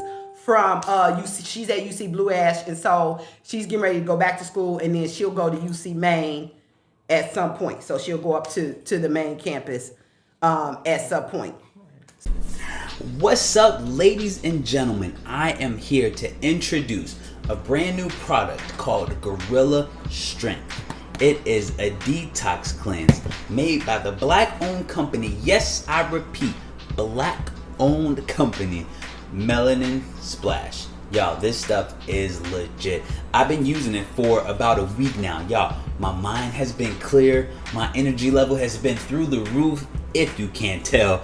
My motivation has skyrocketed about tenfold. Y'all, this stuff is crazy. It is legit.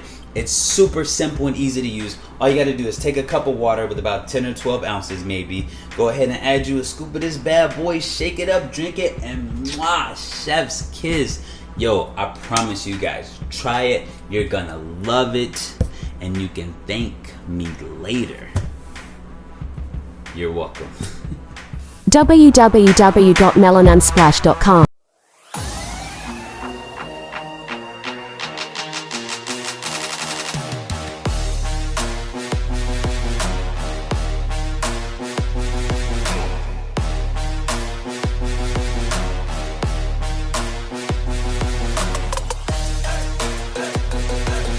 Right. But yeah, and then we talked earlier about students, and so my niece got her degree from psychology at UC. So shouts out to my niece Brittany, That's what's up, yeah. and then shouts out to my niece Mary, and we're gonna talk about that in a second. Mary got her nursing degree from NKU, made good money, but she fell in love with nails.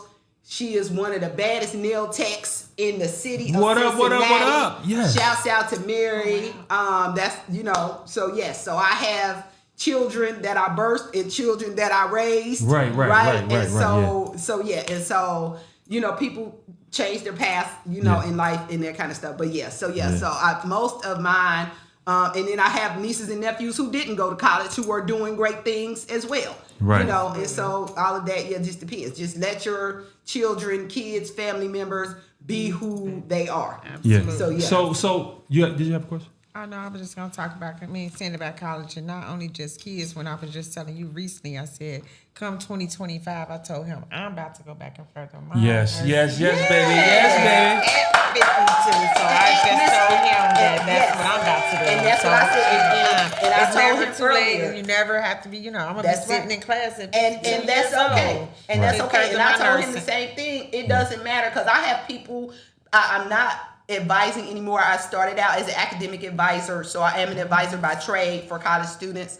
But I have had students to sit with me in my office and say, I'm 25 and I'm just now starting college, or I'm 50 and I'm just now starting college. I'm like, okay, Ann, you start where you start and you finish when you finish, right? And so that's all that matters.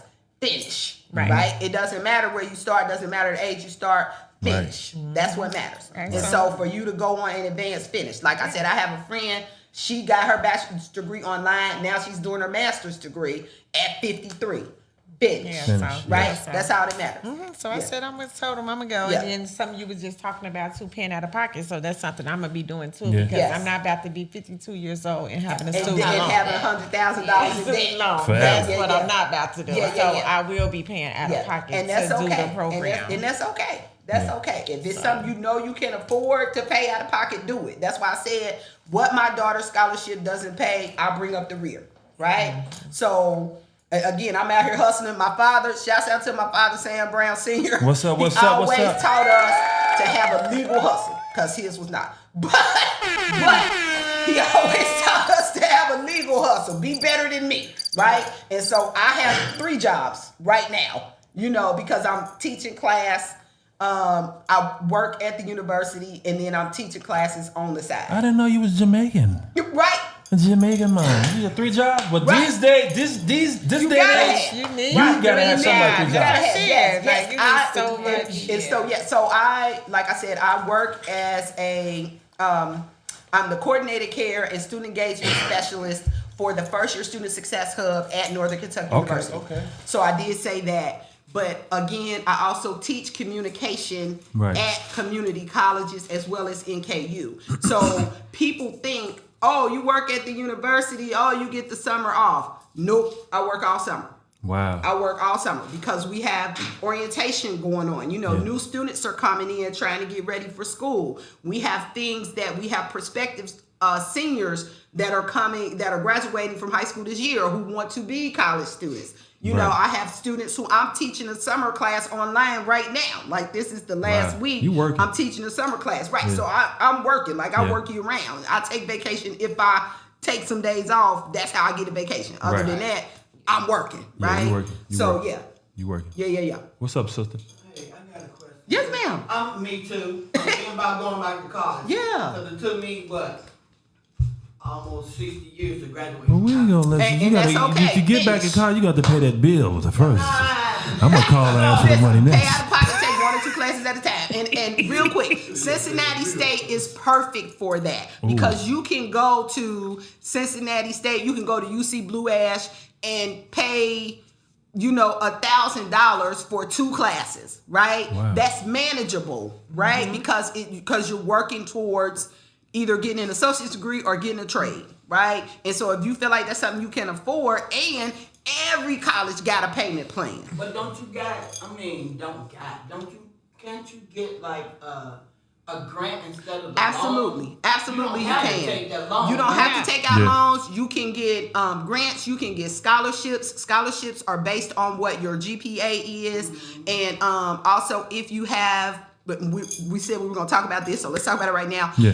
If you have standardized tests like an ACT score or SAT score, if you have those tests or you have taken those tests, then you can get money because that will be based, the test score that you get plus your GPA can get you scholarship money, right? Wow. So those things will help you pay for college.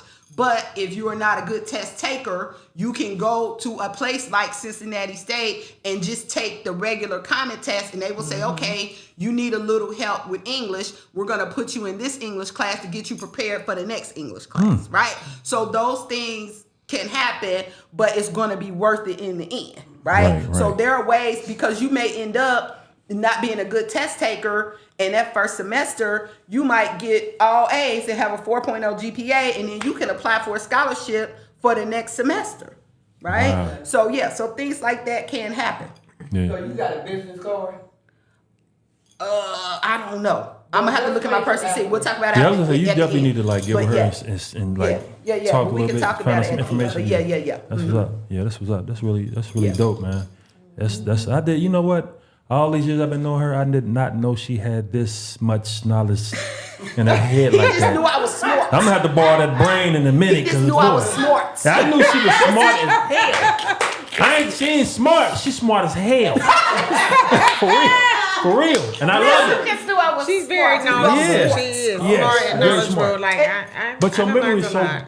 But I'm gonna tell you what. It's always good to have people in your corner. Absolutely. Have a good memory. Growing up with them is one thing, but then when they out there and they done branched out into the world, now they growing up and they done grew up and now they doing what they do. That's why you never want to burn, but you don't burn bridges just because of that reason. But you don't want to burn bridges. And I'm gonna tell you what. And here's the other thing: the perception that we get. Kids from downtown, kids from down the way, we always have that perception that we are not smart, that we ghetto, that we are uncouth, that we are whatever, and we know that's not the case, right? Like we knew at Taft that you could be anything you wanted to be. Because Miss Bryant, they made you know that she made you know that, right? Miss Bryant was not having that, right? Like Miss Bryant taught us. Shouts out to Miss Bryant. Taught us English on a college level. Yeah, she was going hard. Like she didn't play. She did not play because she taught us English the same way she taught English at UC because she was teaching there. We didn't know she was teaching there. We knew, she told us later, she was teaching there part-time. But the same way she taught them college kids was the same way she taught us. I went to Kentucky State, not a good test taker, and tested in the sophomore English because of Miss Bryant. Wow. Right? because she wasn't playing that. Same with Mr. Ellis, Don Ellis, God rest his soul. He taught history. And Andre, I don't know if Andre Lawrence on here. Shouts out to Andre Lawrence. Because we was in Mr. Ellis' class together at Taft, and Mr. Ellis shut that door and said, we only gonna learn Black history in here. Wow. That's how we learned about Black history. I love that, right? Because Mr. Ellis wasn't playing it. And so our teachers, you know, in Taft, for the most part, they was really let us know we could do anything to be anything. Shouts out to John Mullins, right? Those were the people that influenced our lives, that made us, you know, who we are. Now, I will say, for me personally, in some respect, I was sheltered a little bit. Right. Mostly because I kind of only hung with my crew, with my cousin. Again, shouts out to Wanda. Only hung with my cousin. And, I did not know y'all was cousins all this time. Yeah. That's crazy. She lived in Lower Holmes, so I would be in the middle. Like right on Army Avenue. In that's the middle. where I in the middle. So I would be there, but then I would go home. So I wasn't like out a lot like that, right? But again, kids from down the way, we always get a bad rap. You know. We do, but people used to always think, because me and her was kind of the same, that we lived in like College Hill or because she was kind of quiet, like she was a little quiet, but people always thought we did not live down the way because y'all carried yourself, because we carried ourselves differently. But our teachers always was like, that's not what we doing here, right? So Taft was that place, you know, again for us, and I'm sure it might have been that way. Aiken, it might have been that way. I wasn't like that. Aiken, we was the only people Taft did. Just go, no, seriously. I said earlier, TA. Right, but it probably was other, like, I had an incident when I was in high school and I was a teenage pregnant. You know, I was in high school and I was pregnant. Oh, yeah. Mm-hmm. And I remember I told you the story. Yeah. Mm-hmm. And I was pregnant and I had, I think I had messed up 1 year. Mm-hmm. So at this point, you know, I'm like, I need to graduate, but I done messed up. So I needed to pass that year. I needed to pass all my classes. Okay. And I still needed a credit and a half. Okay. On top of passing all the credits I needed for that year, senior year. And matter of fact, I wasn't even considered a senior yet. Oh. So I needed to pass every class that year. And then they said I need a credit and a half. So my counselor, his name is Mr. Jasper. Mr. Jasmine. He tells me, mind you, I'm in his office. He tells me, how you gonna do that? No encouragement. He said, how you gonna be able to graduate? I said, I'm gonna graduate. He said, okay, this is what we're gonna do. We're gonna, if you pass all your classes, then after you pass your class, you're still gonna need a credit and a half. We will let you walk and get a blank diploma, and then you come back in August in summer school. I said, no, I can go to night school. Yeah. Okay, I said, I can go to night school because I knew, you know, because I'm like, I'm going to graduate. Right. You know, my class. I'm sitting here pregnant. I'm going to graduate with the class of 1990. Yeah. So he still kept saying, well, you about to have a baby and this and that. How you going to do all this? And sign me up. Right. Because I'm going to do it. Because I'm going to do it. No encouragement at all. No encouragement at all. So what I do, I had a very supportive mom.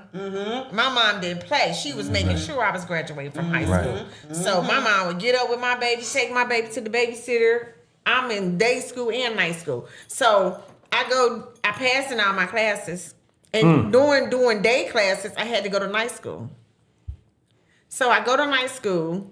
I'm at Taft night school. Yeah. What up now? I was down there in Taft night school. And I don't know, for some reason, it's a man named Mr. Nichols. I can't remember. Was y'all have a Mr. Nicholas or something like that? I remember it was a Taft. Maybe. I can't remember his name though. But I was down there. Go ahead. So I'm getting my credit. I'm going to night school faithfully. I'm passing all my classes. I'm going to night school faithfully. They used to, in night school, they would give you a big booklet. And you would have to read these chapters, and after the chapters, you would have to take a test after each chapter. I used to sit in there and read so many chapters, and like I said, the reading, and it stuck with me. And I would test so many in one day. I'm testing out of all these classes. Right. So at this point, this the credit I had. I think I was in, I forget what class that was. I think, was it science? It was something. But I remember testing. So you had to get even though they gave us this big booklet, you still had to get your hours. Mm-hmm. So I'm sitting there because I didn't finish all the chapters. So now I'm just sitting in the class just for the hours because you have to get the hours. Wow. So I can't remember the man's name. He was like, it's no sense you sitting here. You can go ahead and start your half a credit. See, this was for the whole credit. Yeah. Ain't that something? So he told me that's I awesome. can go and get my half a credit. Go ahead and start. He said he was going to get back with me the next time I come because we only had to go like a certain amount of days a week or whatever. And when I came back, I was able to start on the next thing. On the next thing, the half a credit. By that time, I was done. So after you finish, they give you this card. They used to give us this little card.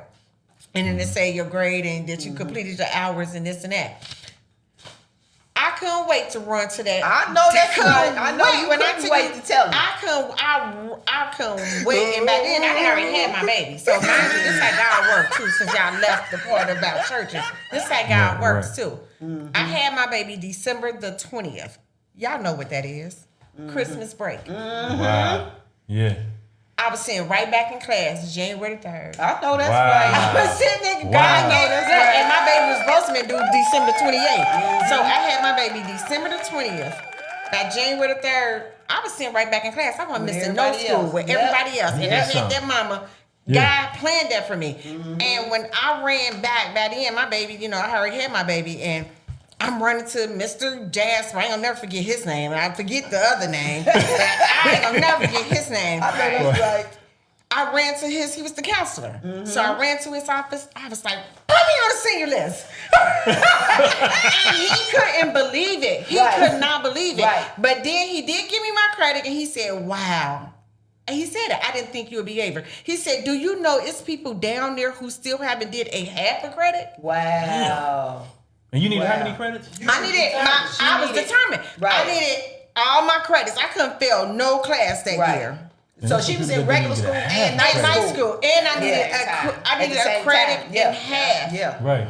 I got all of that, and I was able to graduate with my class with a diploma. That's what's up. I didn't have to go back to summer school or nothing. And my baby was 6 months when I graduated from high school. So That's just dope. hearing you saying that y'all had, that's why I made that a long story. Just hearing you saying that at TAF, they had, like you said, Mr. Mullins, to encourage her or whatever. But if I let him speak for me and dictated my life, I would have, tell her, I probably would have got discouraged and need to go back and do that, or whatever. But that's right. I was so determined. I was so determined to do it because when I was because when before, I got, failed my classes or whatever, I was more like you. I was smart. Right, I was smart. Like I knew that everybody knew. I was smart, and you get caught up into your boys, and and that's where I failed off at or whatever. But I was determined to graduate, and God got me. So I'm like, don't let nobody dictate your life. Like whatever you want to do, and you determine, you can get it. You can get it. And I didn't use my diploma until, I'll take it back. Remember, it was right after high school. I was like, okay, I'm going to just go to, it was a college downtown called Southwestern College. Y'all remember that? Southwestern College of Business. Yeah. Right. I remember that. I did end up going there for maybe not even a month or whatever. And then I think it was too much, like now it's too much like my baby and, and this and that, whatever. And then that goes back to the student loans because they tried to put a student loan on me when I wasn't even there for 90 days. Wow. Y'all can't give me this. So that ended up, I had to fight that off for me one time. Like, how I get a student loan? I wasn't even in school long enough to get it. But Southwest College put that on me as if like I was there. Yeah. But I ended up getting that off for me. Yeah. But back to me, like as far as my diploma though, even though I was so determined to get it, I didn't use it until I was like, 33 years old when I went to nursing school. 33, 34 when I went to nursing school. But to your point, as you can see, it helped you advance, right? Exactly. It gave you what you needed to be able to go into nursing school.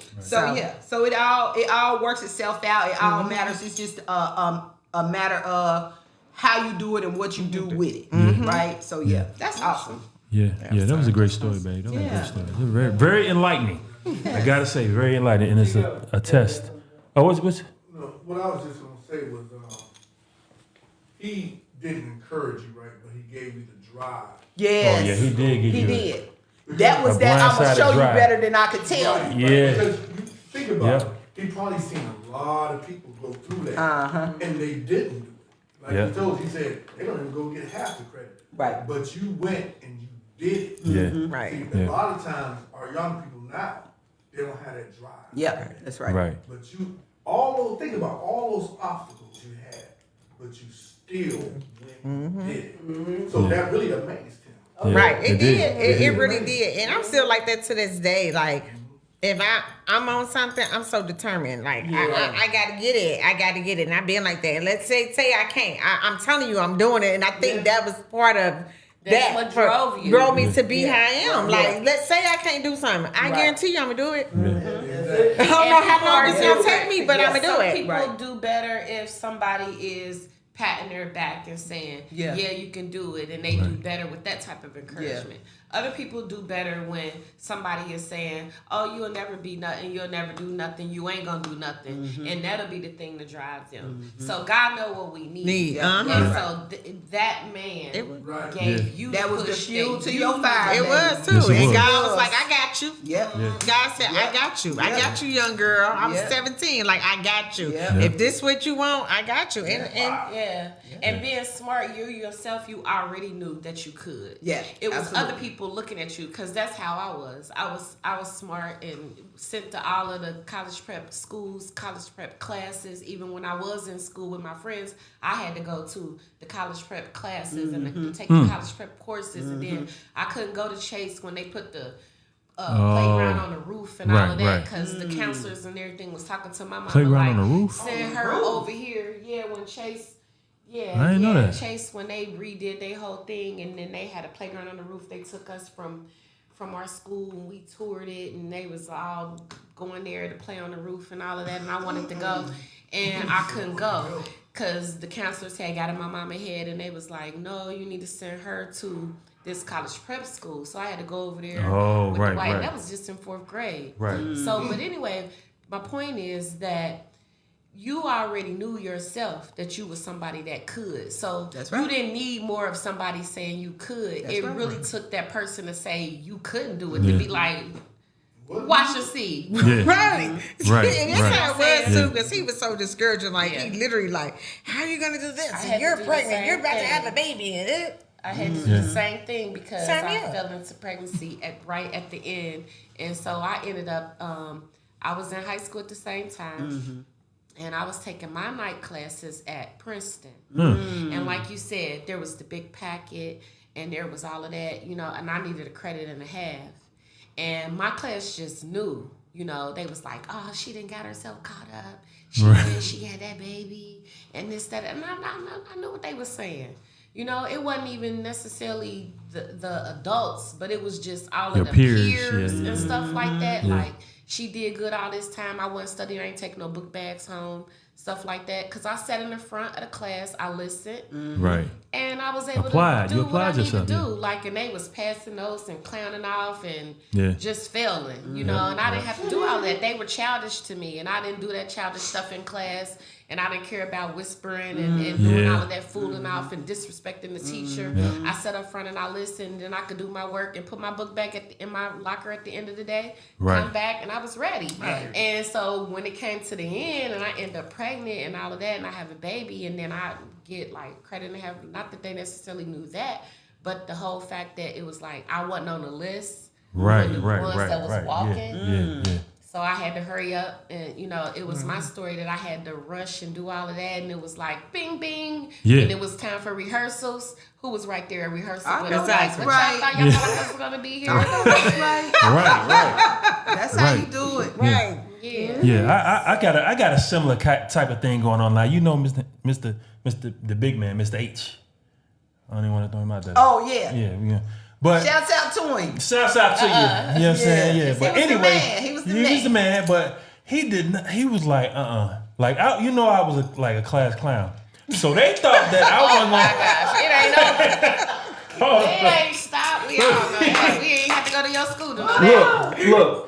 They was like, you need to get your GED. You need to get your GED. They wanted me to get my GED so bad. Yes. Wow. Cause my mother ordered my cap and gown and everything, right? And they still telling you just go get your GED. I'm like, I'm gonna grab, and I'm like, no. See, I was like her. I was like, nah, y'all not gonna make me get my GED. Right. Dude. I want to get my diploma. Right. And make a long story short, I got my diploma, and guess what? I don't know if it was some hating thing, but Mr. You know, he threw it away. He said you can't get it. He said you can't get it now. Shut up. Yeah, he said you can't get it now. So I didn't even walk down the aisle with the class that they had me with, because I supposed to went with 91, and they made me go with another class. I was like, I ain't even going to my graduation.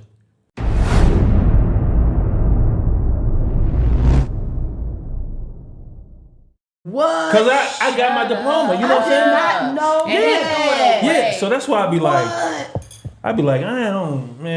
that ain't my year, I don't care. Don't put my name in that category. Yeah.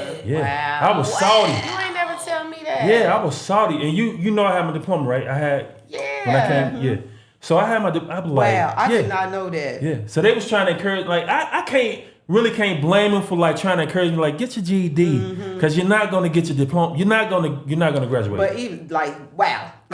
That's why I want to say, you know what I'm saying. I got you. Yeah, I know what you're talking about. And at this time, like, he loved Marlene Kelly.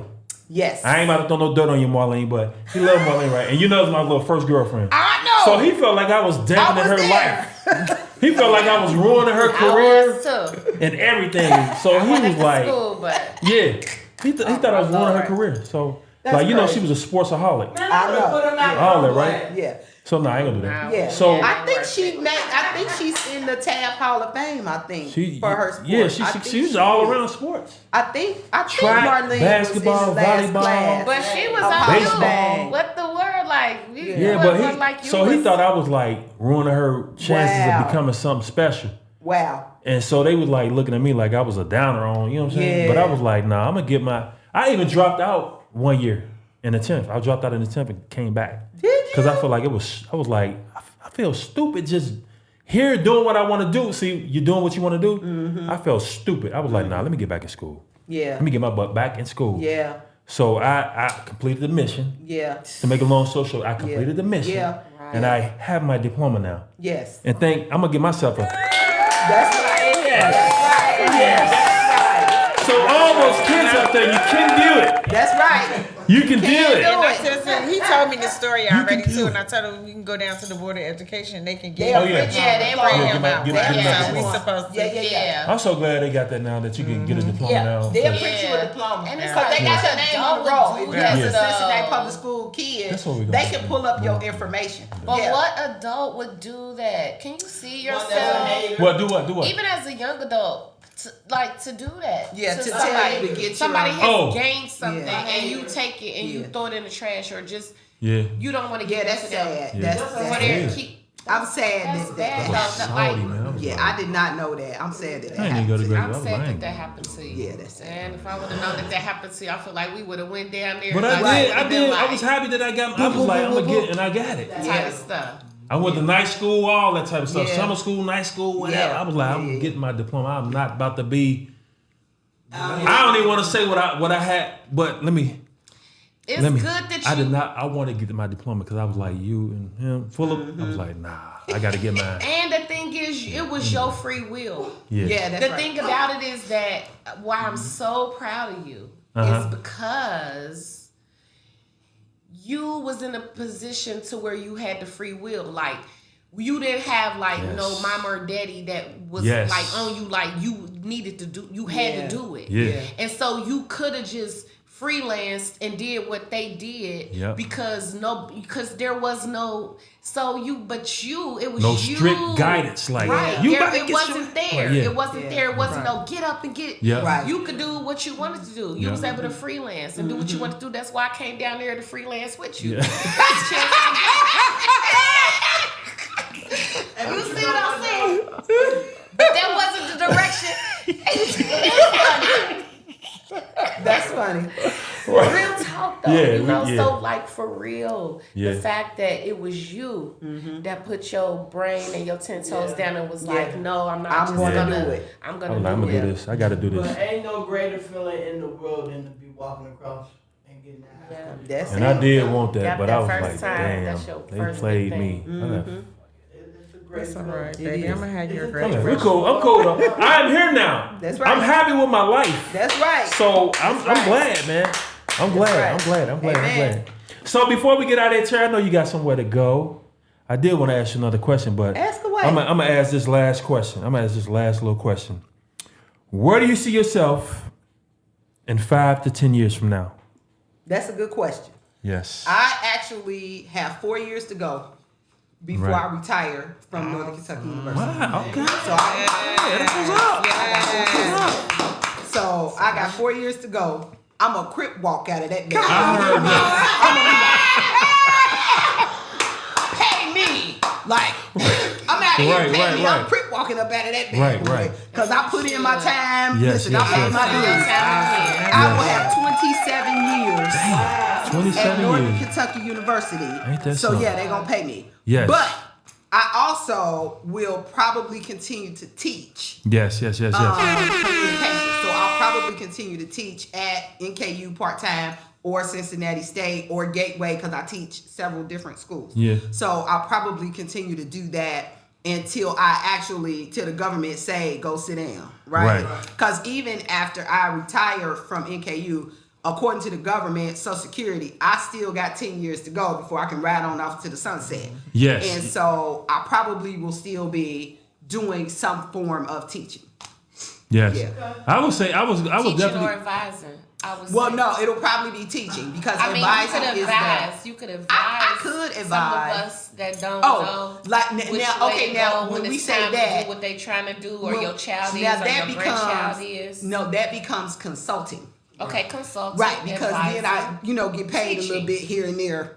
Yes. When you consult, Yes. you can say how much you want to get paid. And advising. When you advise, you got to be in a job 8 to 5, working with kids every day. Okay. Right. But teaching and consulting. Yeah, teaching and consulting. Yeah, I like that. Yeah, I would definitely say on a serious note, like I know a lot of people when they retire from the world. Yes. So you got to keep your body out. You got to keep when you retire, keep your body active. Like ease your way into vacation mode. Like I wouldn't just like cold turkey be like, okay, I don't got nothing to do. It's like, oh no, I listen. I'ma always be busy. I'm that person. I'ma always be busy, and I always try to like talk myself out of it. Right. But then somebody will call and be like, "Hey, can you help me with this? Hey, can you do that?" And that's the other thing about being in the sorority. There's always projects. Like it's always some type of community service. Right. It's always some type of board. It's always something that you could be doing, to continue working, even if you are, retired or not, really busy or whatever. Yeah. We have sorors now, my sorority sisters in their 70s and 80s that are still active in the sorority that are doing sorority work. Wow. But they are retired. So I got a question before we end it. So now that we talk about the sorority, and I'm still, when I watch it, because I'm hyper and I be loving all that little stuff, and because even now when I drink water or anything, this little finger go up. I don't know why. Okay, I don't know why. Is that one of your things? That's the other side. Okay, but I don't know why. It always go there. So I think I always want to be in the sorority. Okay. And learning from you today that you said that most of you have to have your bachelor. Yes. So so now I am an LPN, been 17 years. Okay. Awesome. And now, like I said, I'm gonna go back to school to get my bachelor. Okay.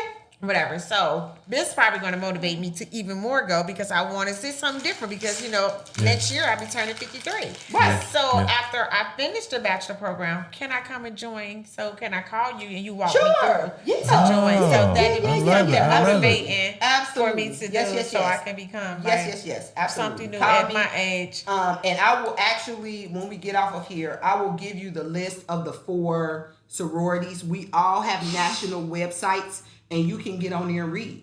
Okay. So absolutely. And then you can figure out which one is best for you. Right. Absolutely. Yes. When you were saying that, there's actually a nursing sorority.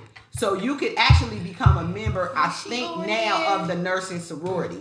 Because two of the girls we went to school with, Saya and Tanya, are actually in the sorority. Okay. In the nursing sorority. Okay. Yeah, the twins. Yeah, I know Saya and Tanya. Yeah, we know Saya and Tanya. Yeah. What up, Saya and Tanya? They just posted, they're joined the nursing sorority.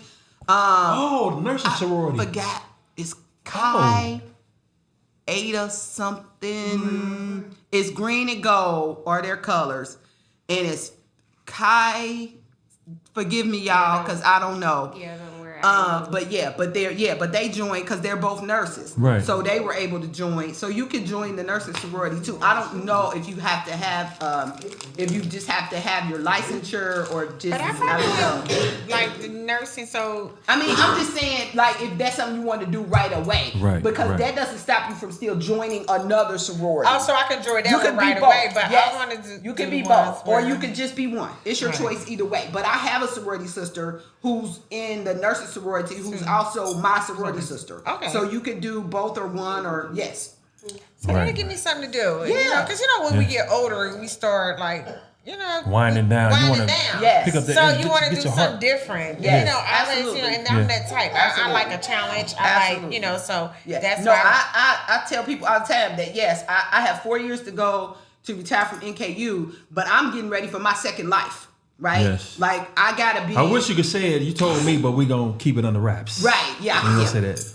Nice. I love it, though. I love it. I love that. So, yeah. I love that. Yeah, I'm getting ready for my second life. Yeah, that second half of life is wonderful. Like, yes. now this is my second traveling. half of life. I done did so much. It's beautiful. That's sweet. How where you at? How long you been married? I have been married 29 years. 29 years. Wow. Yes, 29 years. So next year will be 30. And I'm taking my credit right now. Put me on the camera because I'm taking my credit right now because I'm the one that told Atiko to take you to Vegas and y'all go get married. And did I not say that? Yes. You give me my credit.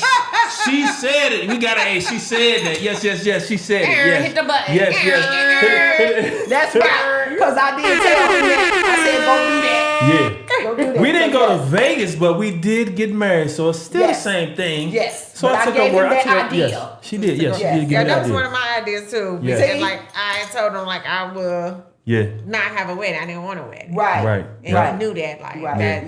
Yeah. She did. We gonna keep that money. Yeah. That's right. It was. That's for them. It was really nice, huh? Yeah, because I feel like a lot of weddings, for the most part, that's for the people. It is. Weddings are for the people. I mean, it ain't nothing wrong with it if that's what you want to do, but it's like that's what you want. Yeah, it's but like it's a lot for the people. And I got a lot married of the extra stuff young. you do is for the people. Yes. So I got married young. I got married at 24, had a baby at 25. That's Right, good young. way, So yeah. that's young, in today's stand. Like back in the 90s, that was like, oh, that's what you do. But not everybody was doing that. So if we talking about regrets, I love my husband, but I probably would have waited a couple more years to experience life a little more before I got married. So I probably would have got married 27, 28, 30. As opposed to still doing the way I did still it. the same man. Here but, we are, right? Yeah, but here we are. Yeah. But a little free. But we have done life together. Yes. It's 29 years. Yes. That's right. Yes, that is my life partner. I was married once before. Okay. So, but this is the best. Oh, y'all so sweet.